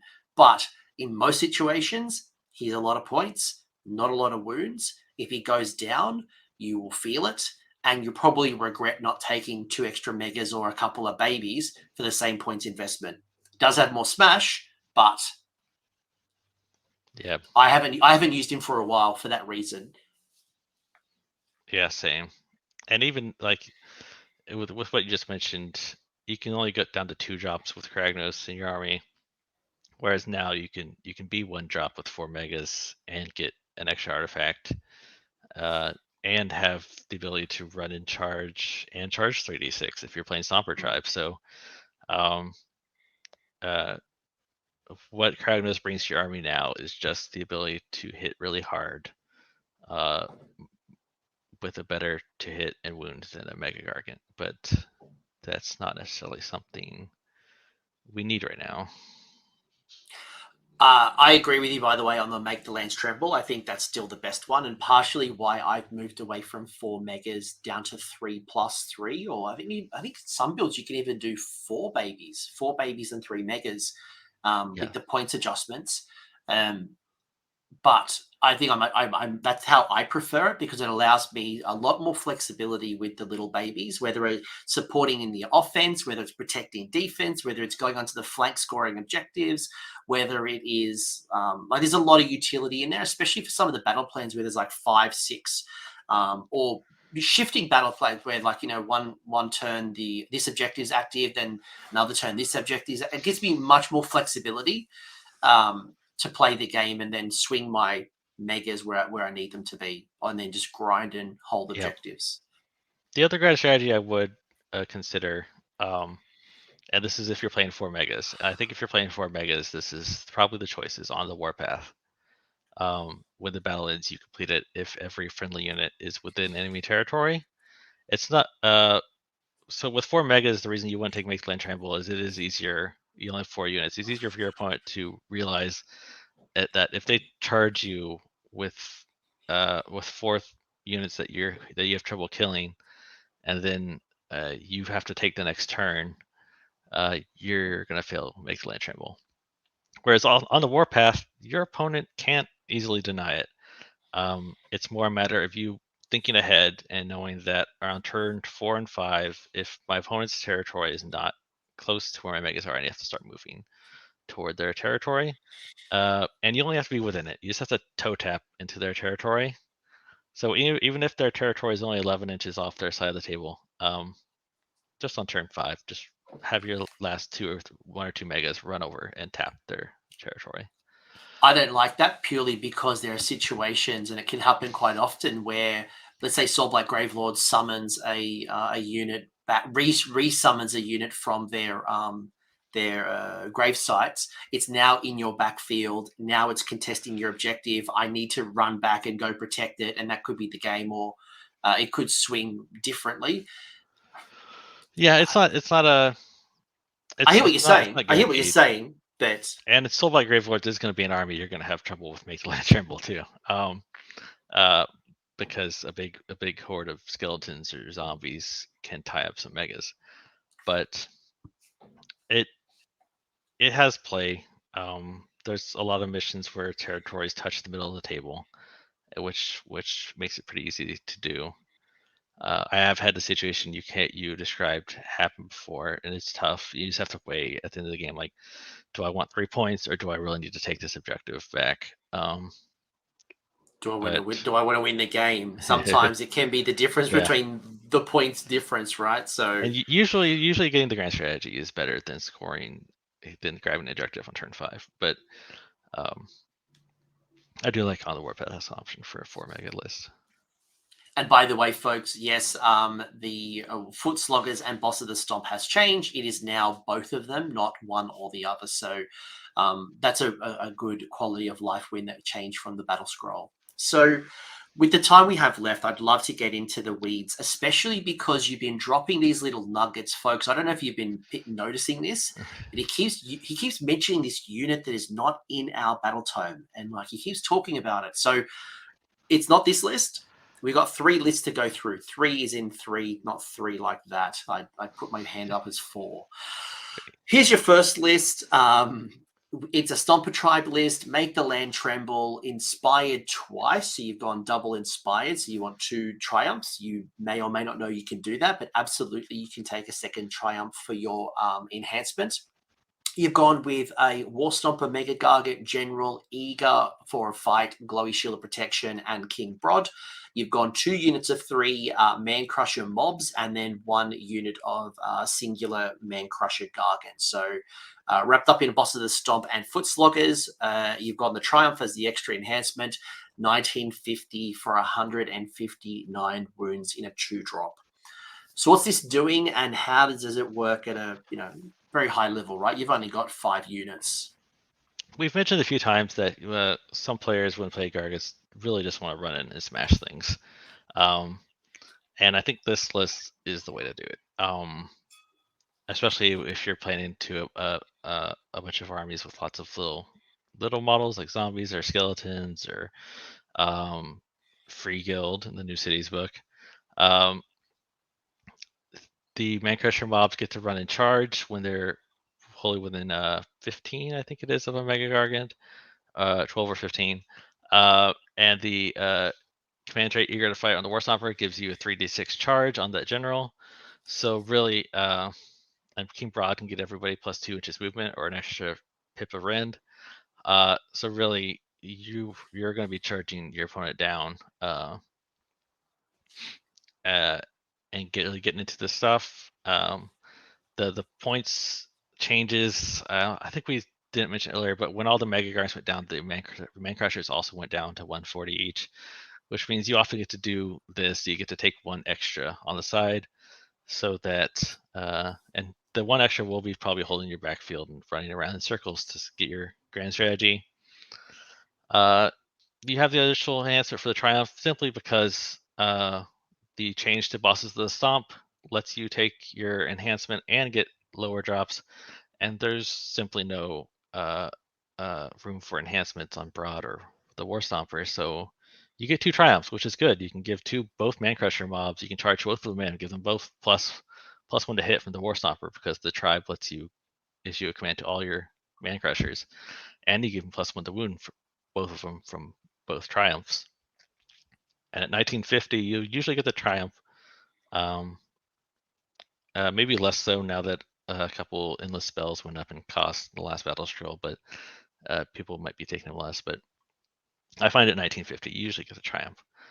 I'm kind of noticing that people are moving away from fighting for the triumph. It seems like I know I've just run a 100-player GT at my and most people were sitting around 1990, 1980, 2000. So There was a time where people were playing at 1900 and giving away 100 points.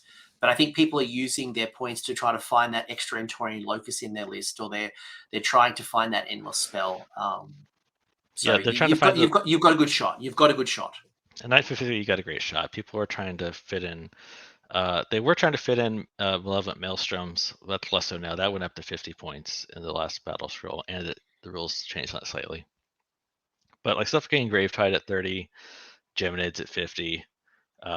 Some armies have some really cheap Endorian locuses they can take.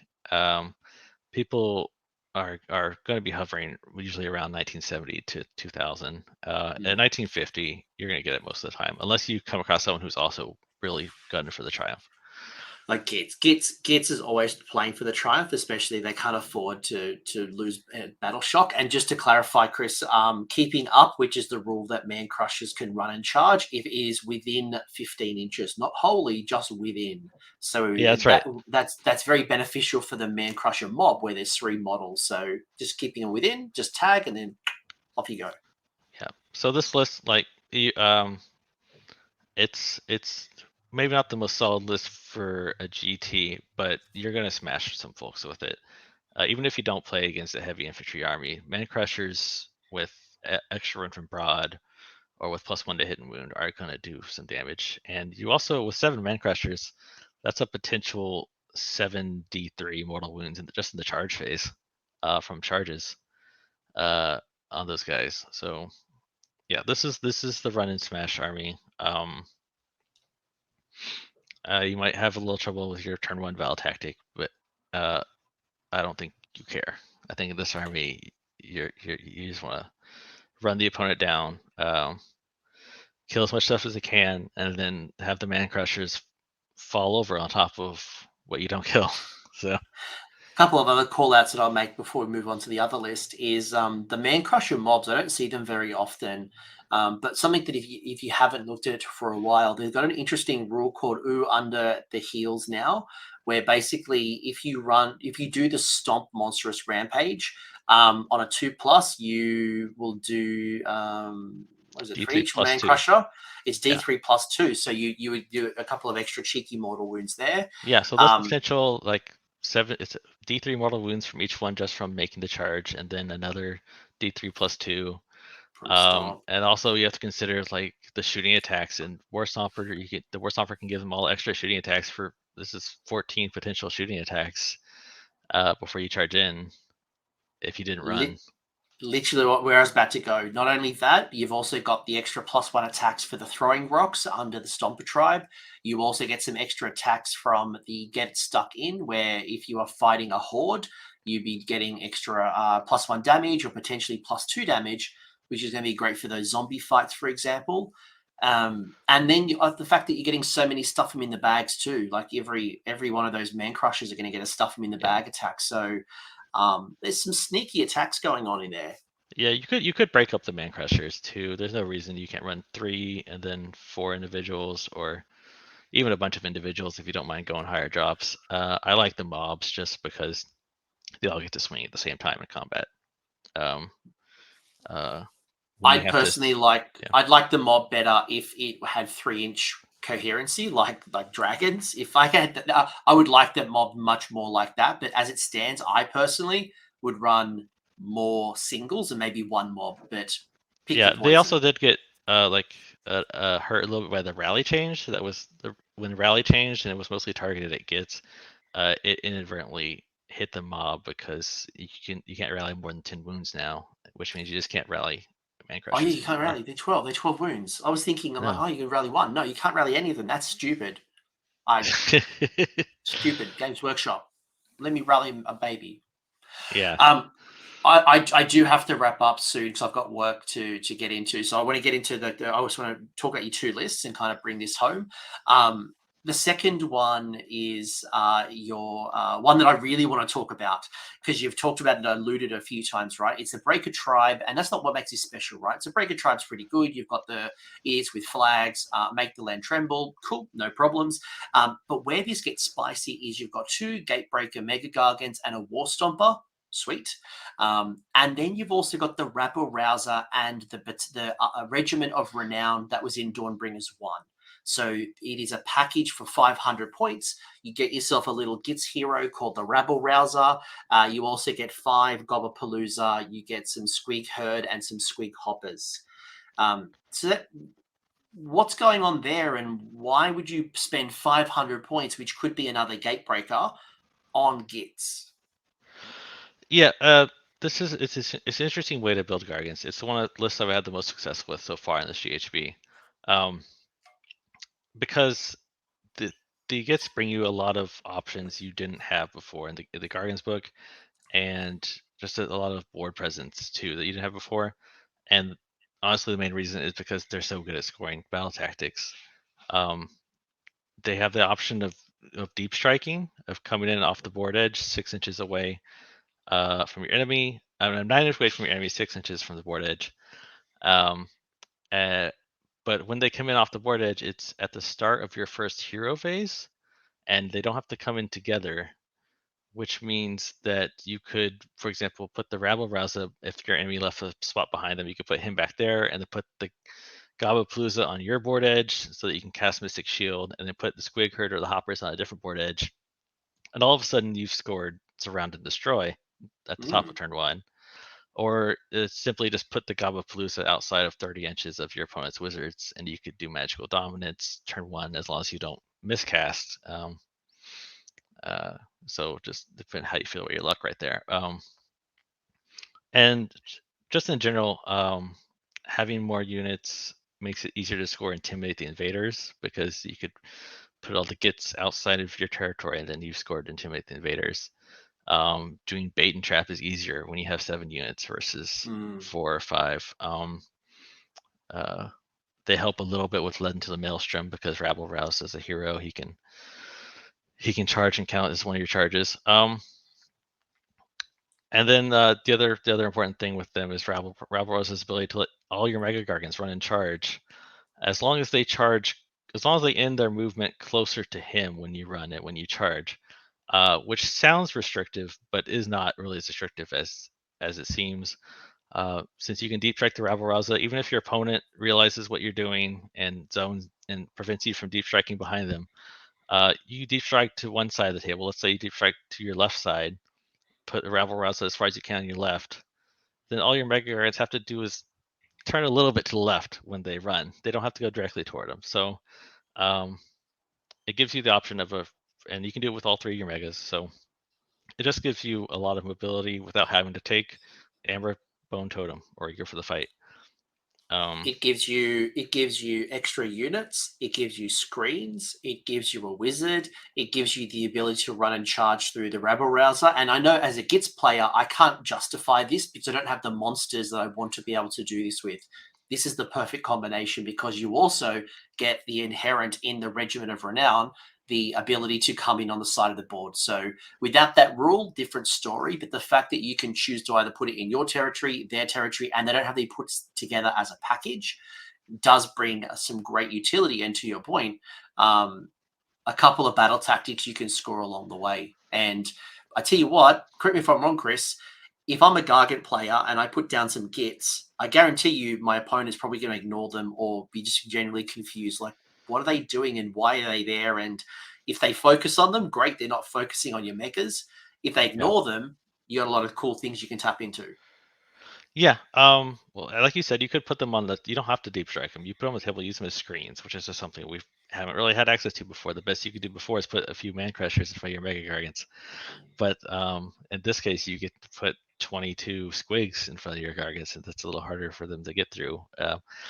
Uh, and you could, but when you put them off the table and you deep strike them or ambush them off the edge, yeah, it presents a conundrum to your opponent. Like, do I go deal with the gits and ignore the mega and have to like pull resources away that could be trying to fight megas to go fight a bunch of squigs, or do I ignore them and the squigs just start taking objectives and harassing my heroes and um, scoring battle tactics? Uh, the Gobbapalooza is just a great unit for not only handing out buffs to the other squigs, but casting Mystic Shield onto your megas, casting the Mesmerize spell, which is no commands. If you really want to, you could ambush them just 9 inches away from your opponent and do no commands. So yeah, it just brings a lot of utility, a lot of play. A couple of other things as a Gits player as well. Squig Hopper will do some mortal wounds when you pass over a unit, and they've got a really good movement characteristic. Your Squig Herd will do a bunch of damage, and as we know, when they flee from Battle Shock on a 2+, they'll do some mortal wounds on the way out. It's only a small unit, so don't expect too many, but they are 2 wounds each. The Gobblepalooza is a double wizard card. There's 2 wizards. At the start of the game, they are a 4+ ward, turns to 5+, then a 6+ as the game kind of progresses. And as you said, there are 2 interesting spells as well. So there's the no commands, as well as, isn't there a -1 to hit bubble in the other one? Yeah, it's a nice one to hit bubble, but it only affects Gits units. So Well, it not bad is nice if you've deployed them to use as a screen instead of ambushing them, then it's great because you have screens that are -1 to hit. But otherwise, they're probably casting Mystic Shield and Mesmerize, or just casting -1 to hit so that it's harder for your opponent to try to hit them. And before you ask, folks, they are not Entorian locuses, so you can't put Blizzard, Hoarfrost, or anything on them. They're not Entorian locuses, but it does give you a little bit of magic and, allows you to not use heroic willpower to get yourself an unbind. You could be tapping into the Gobblepalooza to get your primal magic dice to unbind and still healing or getting an extra command point or whatever heroic action you want to use. Yeah, and in general, just we talked about the Mighty Ducks formation that you like. This having the Gits lets you take objectives around the board and still keep that formation if you really need to. Um, whereas in the past you'd have to have a couple of megas go take one objective, a couple of megas take another objective. Just have the squigs and the squig hoppers take a couple of objectives and keep the megas together as long as you can. Yeah. Um, Yeah. Really good shout. And I think it's definitely some interesting thoughts around how you might bring in the regiments of renown. And if you don't want to use them, there is another regiment of renown, which is the Cruel Boys, which allows you to bring in, I think it's like 400 points. Don't quote me on this, but it does bring you some shooting, which is another dimension that we really lack. If you want to be able to do some high value shooting and have some units on the backfield, you can be pew-pewing with consistency as opposed to our inconsistent rock throwing yeah, at best. they don't give you the tactics utility that the Gits do, but I do think they're good for their points. Agreed. I think especially now where you got like battle tactics where like charge some units or retreat, and if a unit retreats and then some other units charge, you need Yeah, more units, and this is where the Gits one does come into play. The yeah, last one is a regiment of renown, army of renown, King Brodd Stomp, Overshadow, King Brodd, Gatebreaker, mega-gargant with the Big Eater and the lucky shiny hat for the 5+ ward. You've got a Gatebreaker and you've got another Gatebreaker and you've got a War Stomper with the nullstone adornment, the hand-carved nullstone icon. So what's this doing? this is a bit what we talked about earlier when you asked me how would I build a King Brodd Stomp army. And I think this is where I start. 4 megas because they all get to pick up the terrain, and Brodd likes being next to a big mega to keep his 5 with ward as long as possible. You got the Big Eater because that helps all your megas heal. I got that shiny hat because I told you I wanted to try that out before I just go back to the Amulet of Destiny. Um, but yeah, it's gonna struggle with some battle tactics. Well, it's gonna struggle turn 1. If you have to go first turn 1, which you probably will about 2/3 to half the time since you're stuck at 4 drops. Um, you might struggle on some missions with your turn 1 battle tactic if you can't do intimidate the invaders and get out of your territory. But after that, it should actually be fine. I think you'll score at least 4 every game because of we talked about how good 2 of those battle tactics in Brodd Stomp are. Yeah, and obviously it's going to depend on the grand strategy and what that looks like moving forward. I know you've gone Overshadow, which is a great alternative, that Yeah. let's revisit and see what they do with the grand strategy that just can't be achieved right now. So stay tuned on that one. But it's an interesting combination. I personally probably feel a bit weird running 4 megas at the moment. I think as much as I love running 4 megas, I maybe I've got a little bit of a crutch right now with threes, like having some babies and um, but at the same time, if I'm not using make the land trumble, maybe I don't need to have Yeah. maybe I don't need the babies. And does that change? I don't know. Like for me, I like to be able to screen with the babies, or I like to be able to counter charge with them in a obviously not in a formal way, but being able to then like swing them around pins and some of the utility, the baby like the extra shooting attacks that the babies bring to the party. I don't know. I can't believe I'm defending babies. I used to hate them. I used to hate them. I used to always be a 4 mega guy. Yeah, I was a Now, 4 mega guy for the longest, and uh, but and it is sort of my default to go back to it with a new sub faction. But I think when you're playing King Brodd Stomp, you're just playing for primary points and for hitting things. The two rate breakers with King Broad can do some good damage. now that the gate breakers are down in points, and that was always one of my challenges was that the gate breakers were like 525 or something, and they were always like you made a list with 2 gate breakers and Broad, and you never had enough points to get another mega. So it was always like 3+1 or 3+ something. And sometimes I'd run a list with like 1890 just because I couldn't afford anything and nothing else fit into that slot. But there's been enough points discounts between even the babies to all the big boys. Um, there is a bit more list flexibility, which is super neat. Yeah, we have seen some people doing fairly well with just 4 Gatebreaker Mega Grinds now, since you can fit 4 of them. Uh, Yes. if you get some good matchups where and you're playing Breaker Tribes, so you have +1 to hit against a bunch of stuff. You can do a lot of damage and do well.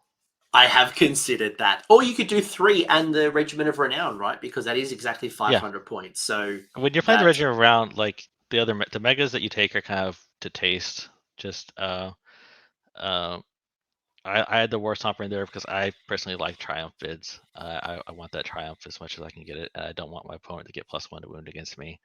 But you see people playing Beast Smashers or Kraken-eaters or King Broad that army, and it works. It works great.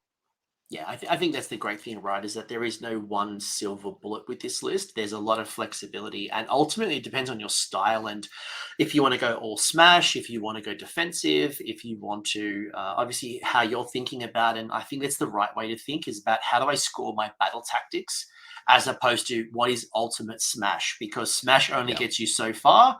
When you drop your battle tactics, you've got nothing for turn 1, turn 2, you have been in combat too long and you've got nothing for turn 4 or turn 5. So really think about that. And it's often why I think about durability as opposed to smash. As much as I love, what is it, the mantle? What's the stupid universal artifact for +1 to wound?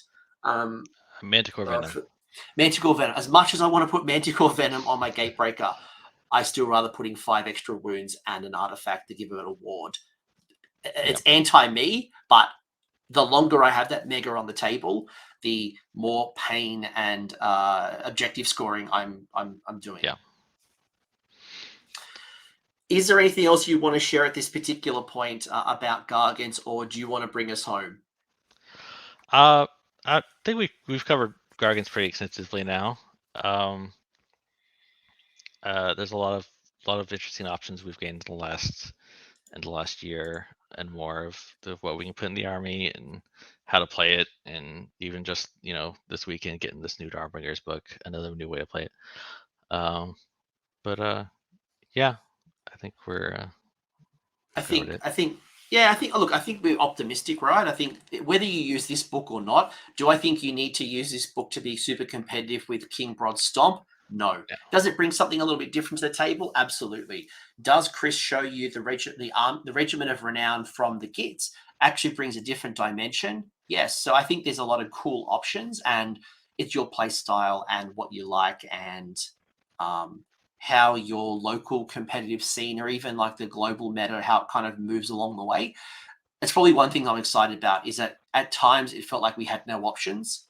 now it feels like there's a lot of cool options. So for that, I'm excited. But Chris, before I log off and go to work, is there anything that you want to any people you want to shout out? And if people want to chat to you more about Gargants, where can they find you? If you want to yell at me about mega-gargants and how I'm wrong or whatever, I'm on Discord, the AOS Coach Discord. You can find me in the Gargants or the Gits channels usually. Just Chris S there, and then